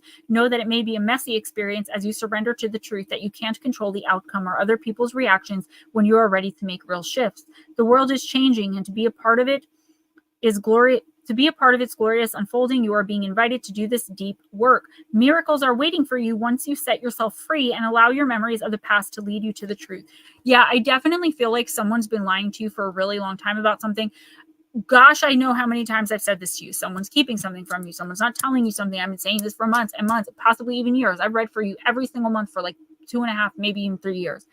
Somebody, I see now, I'm not seeing like they're lying. They have lied. You've accepted the lie. You've both, or all of you, have moved on. Now you're starting to find out that what they told you was not true. And it's not a little white lie. They purposefully lied by omission about something that is still affecting you to this day. It still hurts you. It still bothers you. You still think about it, something like that. Tennille, I feel like you have to get to the bottom of this. It's one of the reasons there's such negative energy surrounding you, is because you're technically living a lie in some area of your life. I don't feel like it's the end all be all of like a relationship or anything like that. But I feel like you're, number one, you're definitely not focusing enough on yourself. I understand why. I'm just telling you what Spirit is saying. Because remember, Spirit understands emotion as a concept. So they're a little rougher than a human would be. Eris, you're so welcome. All of you are so welcome. I love you all. So, Tennille, I really feel like you have to take a step back, spend some time with yourself, even if it's 10, 15 minutes, and take stock of everything that's going on. You can look at least one situation and be like, wait, this doesn't make sense. This is wrong. This can't have happened this way. And I have no flipping clue what this means. But in the next week or two, you're going to start seeing something unravel. Deadpool's accurate. I love it. I love you guys. You guys make my whole week. You guys and my little guy. All right. Miss Heather. Heather, we're going to do myths and mermaids. Actually, yeah, damn it. I wanted to do fairy forest, but your team has spoken.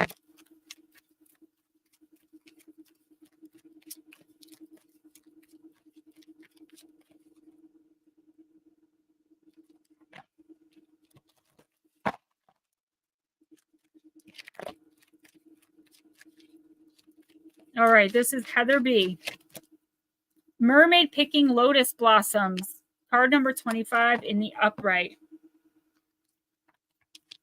Heather, a lovely golden-haired mermaid sits upright in a pond covered with lily pads. She thoughtfully seeks out and selects a lotus blossom.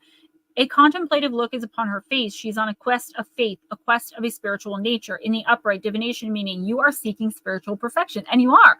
You are surrounded by options, mental, material, emotional, and spiritual. Now is the time to focus your energy and select a path to search for spiritual perfection. Take your time and find the direction that's appropriate for you. Experiment with a new method of communing with nature or your higher power through yoga, meditation, or religious study. Find a group who is seeking just as you are and who shares your ambitions. This is a time to move forward with an open mind and a curious heart. Do not prejudge the path others are on. Attend a service with a family member or a friend of a different faith. Read spiritual texts that are unfamiliar to you and take the time to experiment and walk into new territories. You never know where your new path may lead you. So, Heather, the first thing I want to say is I will pick you up and bring you to church any Sunday. You can come with me and Ray and RJ. We'd love to have you. We could either meet you there. It's in Totowa. It's right off of Riverview Drive. So, and they have a late service, like 11:30-ish, 11:45-ish. So, okay, you have my phone number. This is the universe backing you up. You're on this spiritual mission. But the one thing I see is like, I don't want to say you're doing it wrong, but like the one thing you need to step away from and stop doing is looking at the toxic, narcissistic pieces of poop in your life and judging them for being that. Because we are not judgmental of anyone, because we easily could have been brought into that darkness with them. Rebirth after rebirth. We have to look at those people as sick people. They have no connection to source. They have not been on the other side through the last incarnation. Who knows how many? They don't have guardian angels. They don't have spirit guides. They are lost. We have to quickly as we can, sometimes it takes years, get away from them. We sympathize with them. We pity them, but we don't accept them. I feel like this person is still a problem. I do feel like you're more emotionally detached from what and or whoever this is, but please remember, don't judge their process.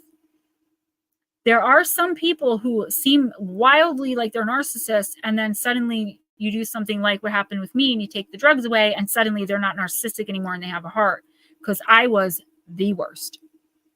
I was a horrible human being in my addiction. Not purposely. I just didn't care. Like, if you weren't doing something for me, I don't care. And I would tell you right to your face, like, rude and uncouth and tribal, almost savage. Not proud of it. I'm just saying I'm proud of how much I've changed. And that's what you're doing. Don't look back. I feel like if you can turn like this terrible, horrible thing that's happened to you or that is happening because you haven't gotten completely separated physically from it yet, if you can turn it into like the lesson I have learned, this will never happen again. If nothing else, it has changed you for the better to be a better woman, to understand what you will tolerate, what you won't, and there's no in between. Again, no is a complete sentence. No doesn't need to come with an explanation. I'm glad you're listening. Yes, I'm proud of you too. You've got this. Look at everything bad that's happening. And I know it's hard because a lot of the time it's heartbreaking. You just want to say to the person or the people, like, how could you be like this to me? Like, how could, but it's pointless to do that. That is just giving them supply. As hard as it is, when this used to happen to me, I would run into the bathroom and scream into a towel and bite the towel and cry into the towel, because I didn't want them to see, but I couldn't hold back. If you have to do that, do that. Do not give them any emotion at all, and they will push for it. They will push your buttons. The minute you react, you've lost, because then they're like, oh, I can still control her emotions. Watch this. I won't come home all night. Whatever it is, right? I won't pay her this week. I will definitely have to look. I don't know. Ooh, ooh, I see it. That's going to be a whole conversation that I'm not going to have now. It's kind of creeping me out. I wasn't like, I'm looking all this, but I wasn't looking back there. And that's creepy. Miss KC, let's use Moonology. I've got to get done. I'm so hungry and I'm just energetically drained. It takes me about 3 hours before I start really. Okay, I need one card, please, Spirit. You and this 2-card system you got going on tonight. This is for Miss KC. We know who she is.